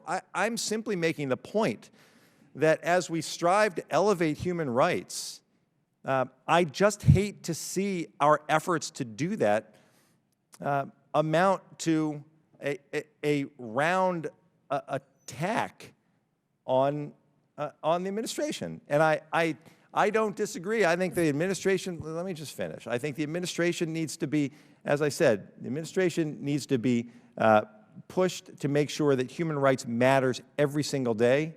That's our job, and we do it well. And we need to continue to do it. And Mr. Chairman, you've been a leader on these issues as long as you've been in this House, and I'm grateful for it. But I respectfully suggest that it becomes more difficult for us to make human rights the fundamental focus that it needs to be internationally if it appears that somehow this has amounted, this has turned into some sort of round of political squabbling. Well, let me- and that's the only understand. point I'm trying to make. Well, just one very brief point, and then I think Mr. Abedini wants to say something, then we'll go to the chair lady. When there's a deficiency, I believe we have a duty to speak out. Had Mrs. Abedini not said at Frank Wolf's hearing that she was told that there was nothing they can do, Chairman Wolf got on the phone, talked to Secretary Kerry, I think he talked to him personally, and a statement went out immediately. We applauded the Secretary of State, all of us, and thanked him profusely for doing that. Now, several months later, sitting right across from the Iranians again, and the issue is not raised, and the wife of Pastor Abedini, I think wisely says, what is going on here? It needs to be integrated. It needs to be part of that discussion, and then he will be released. Otherwise, they take their cue by our lack of prioritization. The Iranian issue is over here on nuclear, but the issue of human rights is somewhere we're not sure where. So that was the reason for the hearing. Chairwoman Ros-Lehtinen. Thank you so much, Mr. Chairman. Mrs. Abedini, our prayers to you and to your children, and may our Lord continue to give you, your husband, and your children the strength you need to carry on with this important case. That is not a case. It's your husband. It's their children's father. But hearings like these, like this one, they are important because that's the way that we can push the administration, whatever the administration is in power, to do all that it can, to do more to ensure that your husband's release is immediate. And you may feel that certain individuals in power have abandoned your husband, and we can have disagreements about that, but the members here are united in a bipartisan manner to make sure that we will not remain silent, and we will continue to push. We're going to continue to raise your husband's case so that we can pressure all who can have a say in this to make Pastor Saeed's release a higher priority. Dr. Lantos Sweat, U.S. SURF has made recommendations to the U.S. government regarding religious freedom in Iran, several of which you outlined at a hearing on the same issue in March. What is your assessment of the administration's response to these recommendations? Do you believe that the U.S. has focused so much on attention on the nuclear negotiations that it has ignored the abysmal human rights record of Iran out of fear of angering the regime? Also, in October 2010, the Ayatollah Khamenei publicly called non-Muslims, religious minorities, enemies of Islam, and accused them of weakening the faith of Iran's Muslim youth. And another leading Ayatollah referred to non-Muslims as sinful animals. Statements like these they incite violence against religious minorities. Would you agree with that? Have you observed increased violence against these groups following these kinds of provocative statements by so-called leaders? And despite the recommendations of U.S. SURF and the European Union's decision to individually sanction the judge who gave Pastor Saeed this outrageous 8-year sentence, the U.S. has yet to sanction this judge. And it's not a partisan attack, it's a reality. What message does this lack of action send to religious minorities and human rights advocates in Iran? The Iranian regime's human rights record doesn't improve when the U.S. remains silent. It's an issue that doesn't get much attention because of the nuclear topic, but whatever the administration is in power, do you believe that the administration has been silent about Pastor Saeed's case? Do you believe it's spoken enough about this case and the case of others? And I've asked a lot of questions, and you can just pick whichever one you would like to answer. Otherwise, we'd be here forever. So we will start with Dr. Lantos Sweat.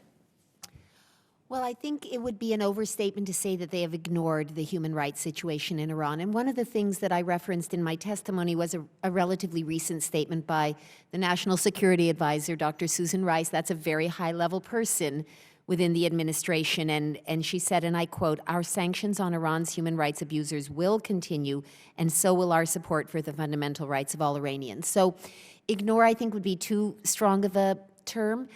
But I would also be remiss if I were not to say that we certainly at USER feel that more needs to be done and more can be done. Thank you. I'm going to cut you off just so that we can hear from the others. Absolutely. Thank you. Thank you. Mrs. Abedini or Mr. Sokol, whoever would like. Thank you, Mr. Chairman. I would say, and because I do want to clear up again, and Congressman Deutsch is no longer with us, but you know, my opening statement was all about this bipartisan support we've had in Congress, which has been unprecedented, and it's not a attack Republican and Democrat issue. It's an administration issue that I think Congress has also got to deal with. You know, are you being told what is accurate? And I hope that briefing, that classified briefing, clears what has been so difficult for the administration to communicate to us, which is what is actually being done and what's not, and when is it being done, or, and I would add to that, we've been told a number of times, well, Iran has been told, or this Iranian official, that Iranian official, from the president on down. What answer have we gotten? We've never been told an answer by Iran. And so, you know, this idea that we may be asking sometimes on the margins, in a phone call, that's wonderful. What is the response? He must not become an asterisk or a footnote. Exactly right, exactly. Thank you. Yes, Mrs. Abedini. I wanted to make sure Mr. Deutsch was here to discuss that, but I don't have an agenda. And there's nothing more than I would like to see my country united on an important issue such as human rights. I've been fighting tirelessly for my husband's release for over a year. It's been a lonely road for me and the kids as well. I haven't seen my kids most of this 444 days as well, and they haven't had a mom in the last year. But for me, as an American citizen, it was unbelievable. I felt abandoned when we had the chance to not necessarily to discuss it at the nuclear, but as a precondition, as a good faith effort, which we've done for the Iranian government with the easing of the sanctions and the monetary and prisoners and so on. I would have expected my government, as we've done good faith efforts for Iran, to have you know, I like that example of a drug dealer, and you know, he's abusing his wife and kids. But what about he's abusing your child? You don't demand him to release your child before negotiating about the drug dealing? And I expected my government, before shaking hands with the world's #1 violator of human rights issues and supporter of terrorism, that's put aside. They have an American citizen. Don't get me started about shaking hands. Before shaking hands, before negotiating, we've done good faith effort. I expected our government to have Iran show good faith effort, that they want to work with us. This would have been a perfect opportunity for Iran to release the 3 Americans. And I don't have an agenda. I'm not a political person. I'm a mom, I'm a wife, and as an American citizen, and millions of American citizens who are behind me in this, we do not understand what happened. We do not understand, and I'm very much upset by it, and I very much feel abandoned, and I feel my husband has been abandoned. And I do hope he survives that prison and we can bring him home quickly. Thank you, and the last word to the good doctor. Every authoritarian government will push back when we bring up human rights. They'll fuss, they'll make excuses, they'll say it complicates everything else we want to do. That's their instinctive reaction. We should know better. The one thing that is clear, if we don't bring something up, they get the message. They get the message that we don't care. And I would also, again, point back to specific cases like Mazyar Bahari in 2009.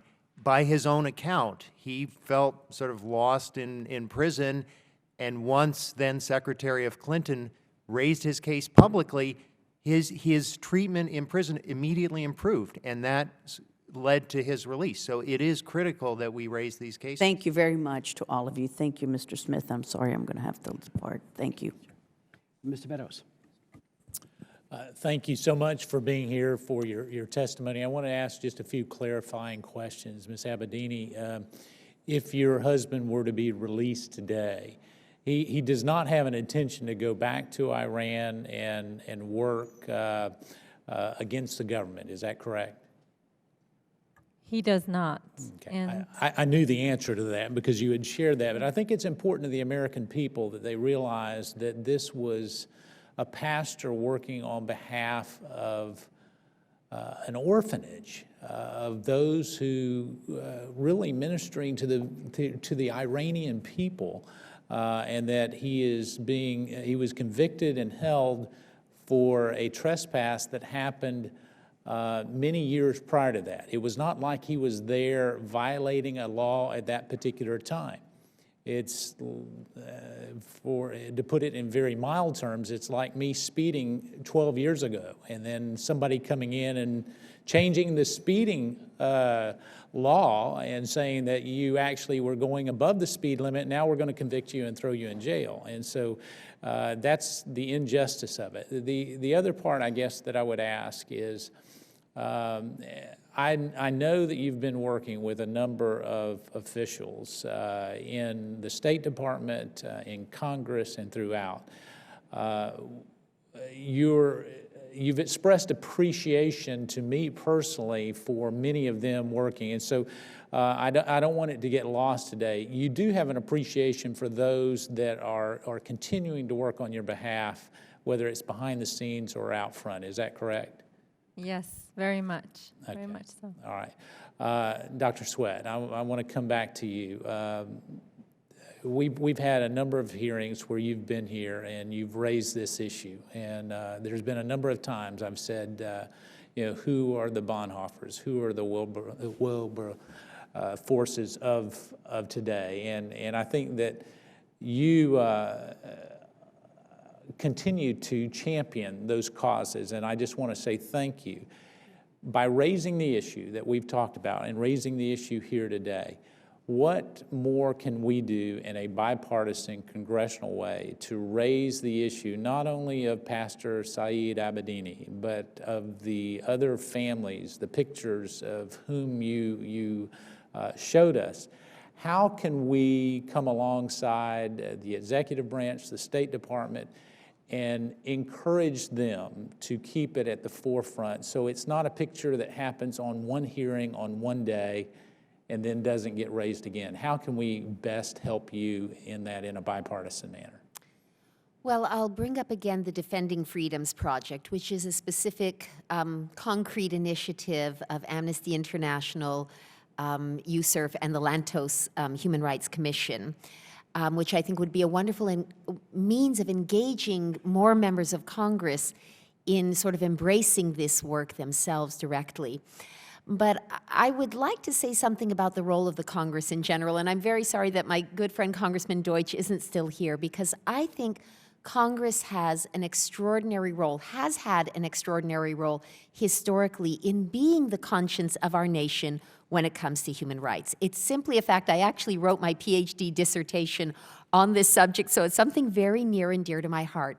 But if you look at the history of human rights being legislatively enshrined as a principal goal of U.S. foreign policy, it was the work of Congress that brought that about, in opposition to many administrations, one after the other, because every administration, every State Department, this isn't a criticism, this is the reality. They are balancing many, many different items on a big plate, and sometimes there is a tendency to put human rights in that small box in a corner of the room where it can occasionally get a tip of the hat, but it is not centrally enshrined. And Congress really has historically played that role, going back to the 1970s, of saying, no, this isn't optional, this is essential. This is going to be part of our official policy, that the promotion of human rights should be a central and principal goal of American foreign policy. And it's so important because that, above all, plays to our strengths. It is when we advocate for our deepest values that we are playing to our strengths and playing from our strength. And so I would say that Congress has an indispensable role.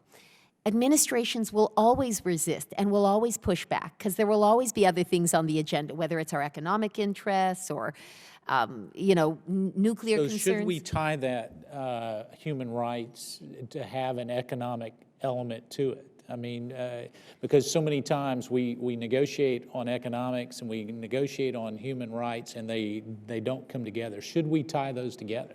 Well, I'm a big believer in the school of linkage and not decoupling of human rights from our other essential foreign policy goals. They're all important, but I think that when we link human rights to our other foreign policy goals, we strengthen our position.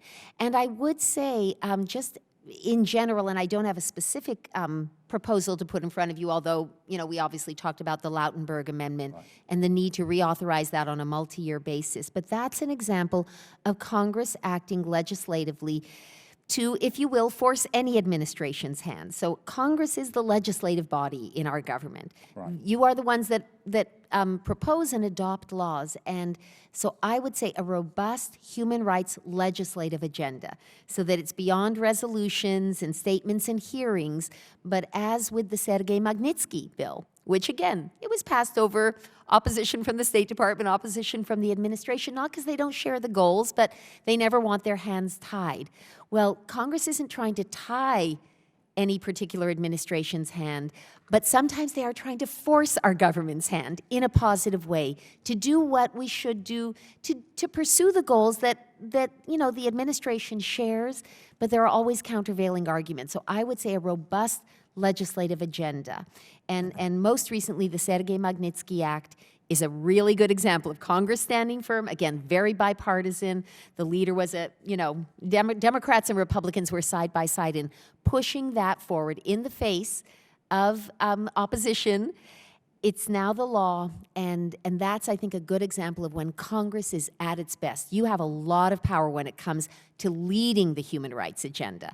It's one area of foreign policy where Congress usually leads and the administration follows. So in the spirit of, a tripartite government and co-equal branches of government, I would say do not fail to lead in the human rights sector, because you can pass laws and you can help our government do what it should already be doing.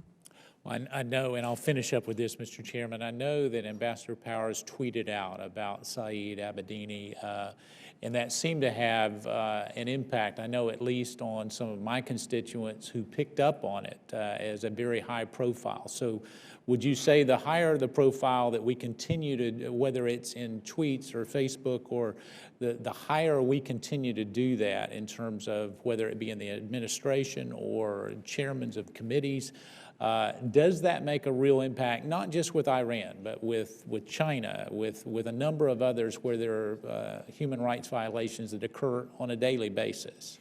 I absolutely believe that it does, and I believe my colleague Dr. Kallinger said earlier, but we have heard so much personal eyewitness testimony to this effect. Not only does it have an impact at the policy level, but it does have an impact at the level of the lives of the people who are being persecuted, who are imprisoned, who are suffering. They see it almost immediately that when somebody prominent brings up their name, when an article appears, when there is a press report, their circumstances improve for the better.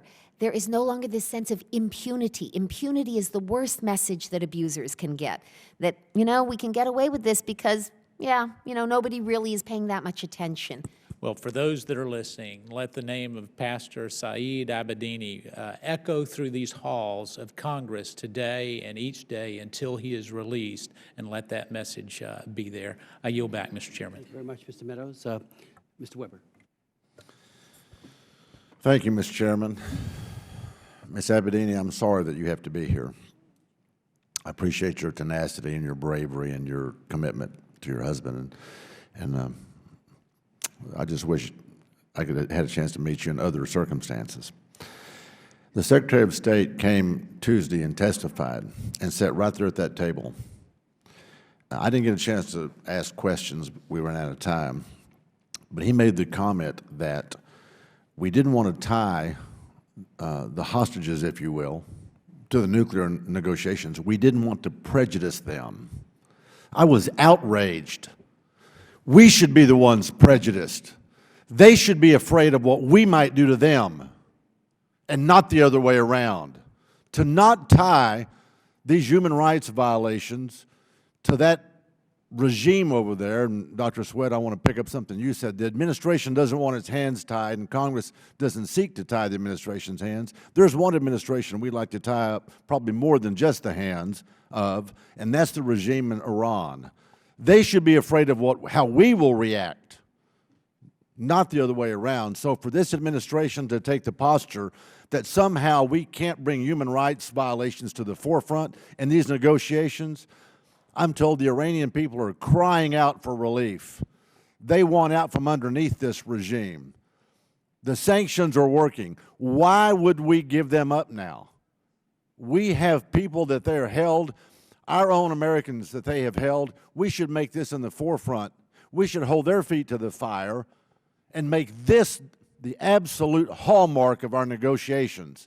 If they want to show us they want out from underneath the sanctions, if they want to be a better world neighbor, then they better start by acting like it. So I would encourage you, and I'm sure you have to put the pressure on the State Department and this administration to say that we are no longer going to be concerned with some political correctness, that somehow we're going to prejudice the Iranian regime. Are they kidding me? We need to take them to task in a major way. I'm sorry, I had to just get that off my chest. Now I have a question. Mr. Sekulow, am I pronouncing that correctly? That's correct, Congressman. Okay, your dad's Jay Sekulow. I've Right. followed y'all for a number of years, and I appreciate y'all's work. Thank you. Are you getting the sense that we're being able to elevate the discussion, as my colleague Mr. Meadows said, and to bring up Pastor Said's name in circles, and to make it clear and evident that we will not let this die? Are the Iranian people getting that message? Are we getting any kind of help from inside? Are you aware of that, or maybe that's a question for all of you? What say you? Sure. Well, I would say, and because I know Congressman Deutsch did not like the word incompetent used. But as Congressman Meadows, and as you just brought up as well, Congressman Weber, it's the idea that people's good work inside our government, even inside possibly the Iranian government, is at some point being undermined by higher officials. So it'd be someone like an undersecretary or a secretary of state or a foreign minister who says, yeah, we're not going to, I've got the info, I got the briefing, but we're not going to talk about this at these meetings. And so when Secretary Kerry was so clear and left nothing to, not much, I mean, he said he has more to tell you about what their efforts are, non-nuclear related. We believe that if the sanctions fall, Said is lost. We lose our leverage. That's exactly, so I want to make clear that as representing the Abedini family, that we support a new sanctions regime if Iran were to, violate any of the agreements. We support those efforts by the House. And believe we missed one major opportunity, the precondition. But they are already hostages. They're already pawns. And so though the administration did miss the opportunity as a precondition to, economic relief for Iran. They don't want their people to suffer while they have our people held in suffering. Absolutely. They have 3 Americans held hostage. And it's our U.S. government who believes that Iran knows where Robert Levinson is. So thank you, Congressman. Yeah, thank you. Dr. Sweat, are we getting help from inside the Iranian nation? Are they rallying? Are they paying attention? Are they taking heart from what's happening over here? Well, I don't know that I have the answer to that question. I think that the reports would certainly indicate that the Iranian people, as you said, are desperate for relief from the sanctions regime. But something else that has been frequently reported on is that they're desperate for relief from being perceived as a pariah nation. Obviously, 75 million people, a lot of those people, the majority of those people are very good people, just like you and me. They want to be part of a legitimate country. And they are chafing not just under the economic bite of these sanctions, but under the terrible and well-deserved reputation that their nation has earned through its horrible abuses. I would say, make one point about the importance of aggressively raising the release, in particular, of these 3 Americans, and we're all very focused on Pastor Abedini today. And that is, that's easy. That is something that Iran can do with utter and total ease. That is simply a matter of saying, done. You know, it's like the old easy button. I can't remember which store it was that used to feature that. It's Staples, but I don't remember it. If they are unwilling to do something so easy, then I think we have to be concerned about their willingness to do something very hard, which is unwind a very elaborate and deceptive and deeply embedded nuclear program. Well, you said it well. Our values, our country's values of individual freedom and religious freedom, and after all, that's why y'all are involved, we're all involved here, should be the absolute, as I said, hallmark of any of our negotiations. And to think that anything else can be different is naive.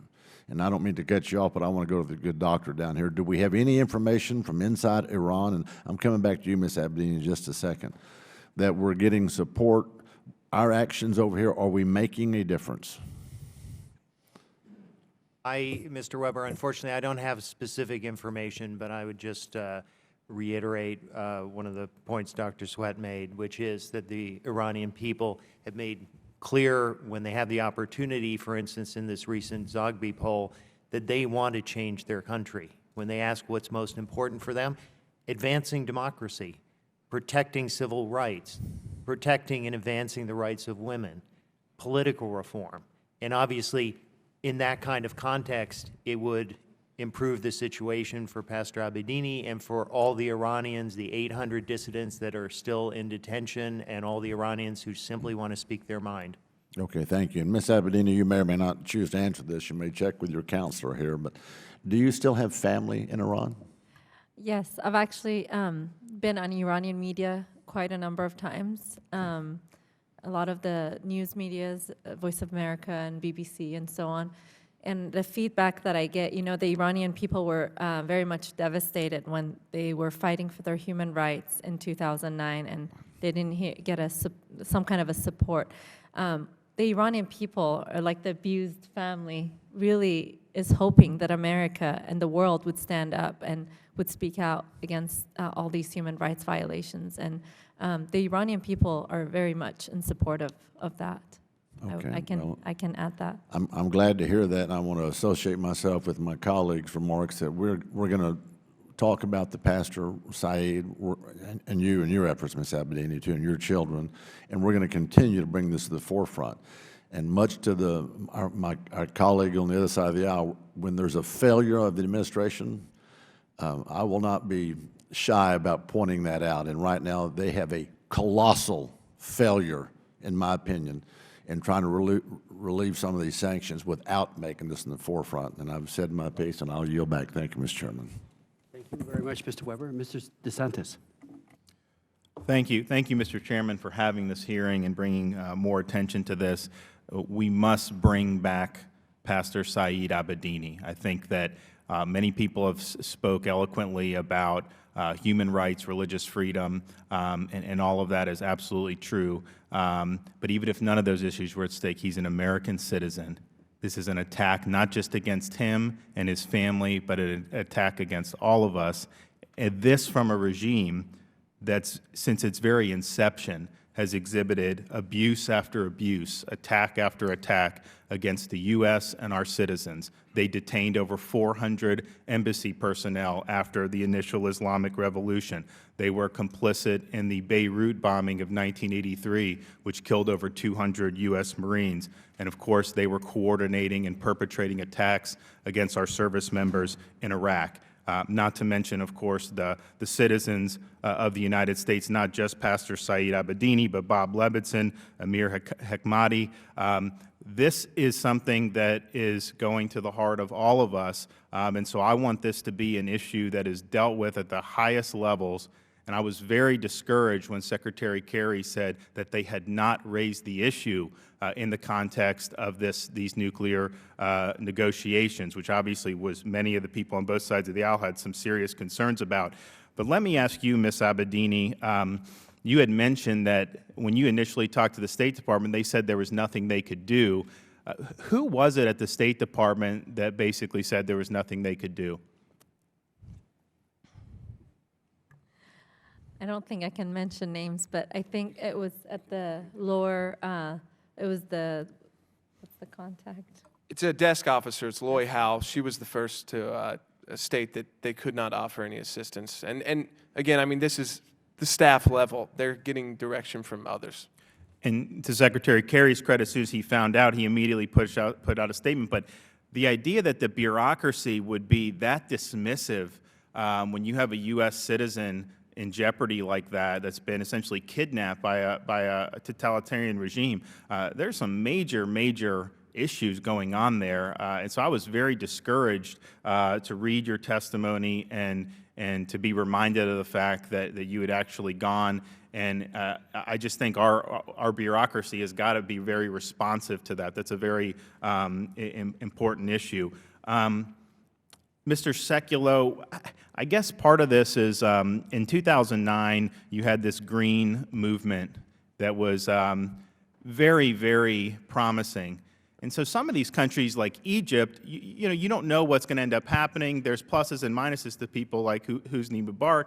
But when you're in Iran, it can't get any worse. So any speaking out against the regime is something that I think the U.S. should support. The administration purposely did not back that, did not provide any even rhetorical support. And I think the reason is that the president was looking to have better relations with the regime, and he thought that that would jeopardize that. And so I'm wondering, is there a concern that that this zest for a deal on paper may cause the administration to not put forth as much effort on some of these human rights cases that could, quite frankly, complicate the quote-unquote deal?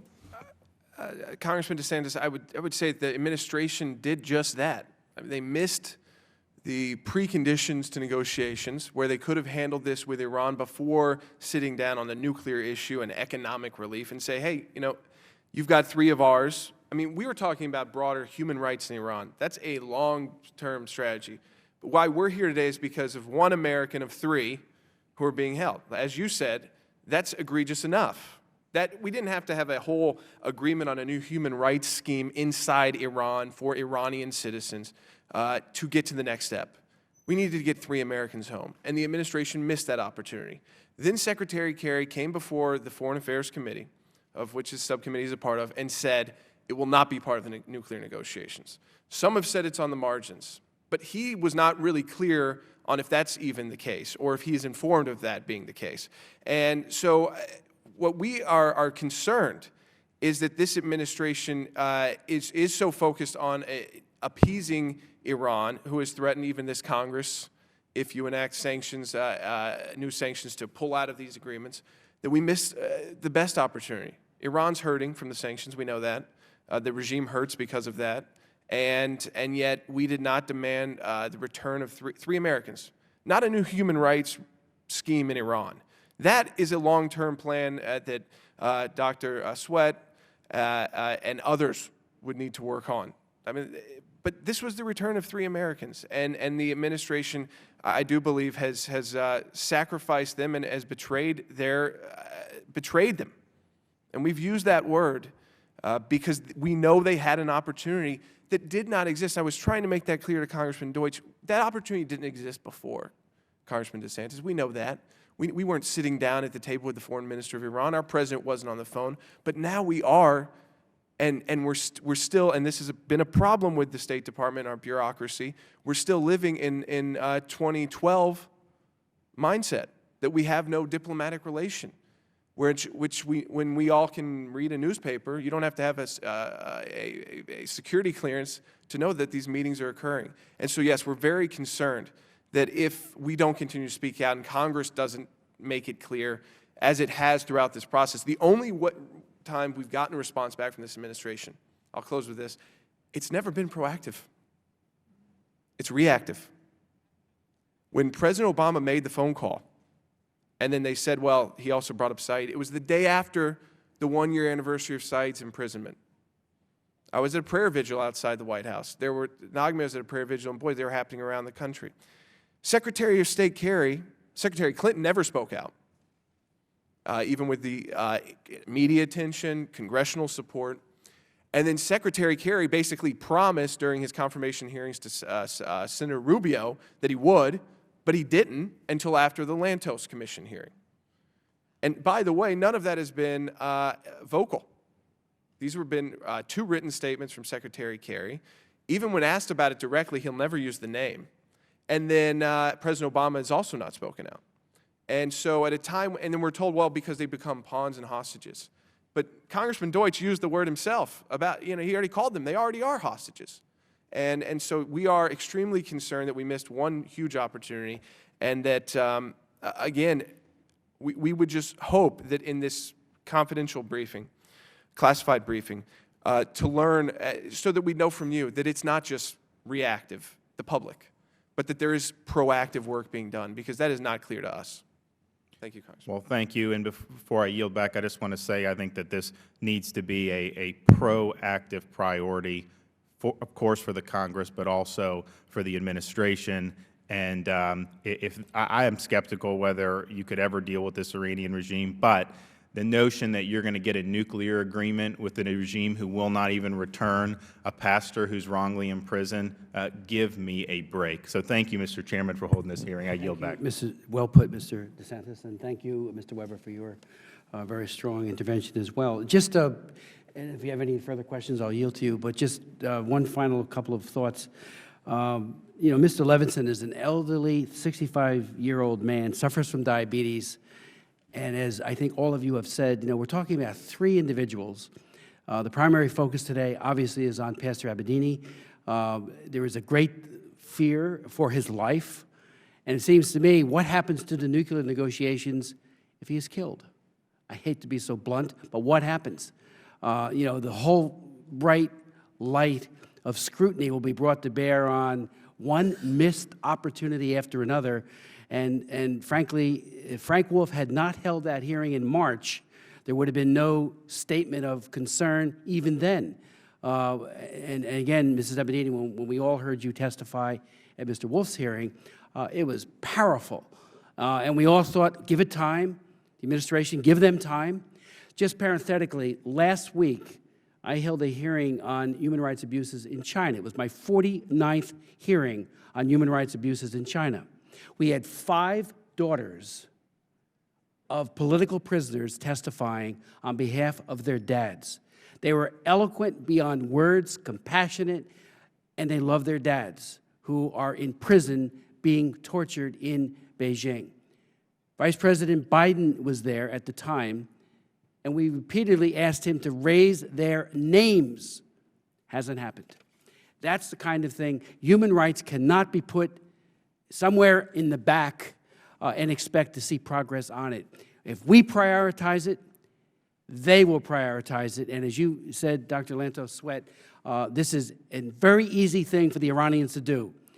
Pastor Abedini can be on the plane home tonight if they make that decision. And we're admonishing the administration. And we've been doing, all of us, quietly after the hearing that was held by Frank Wolf. We've been saying, just do it. We're with you. I couldn't have been, and the others, including Congressman Wolf, couldn't have been more outspoken in thanking Secretary Kerry for raising the case, but now do it in a way that is most likely to lead to a positive outcome, and that is his release, because we're all deeply worried and concerned about his well-being and his health. Mr. Weber, anything you want to say? I would like to give all 4 of you, if you'd like, to say any final comments before we close down the hearing. Okay. Thank you so very much, and we will continue on, and thankfully it will be done in a bipartisan way. The hearing is adjourned.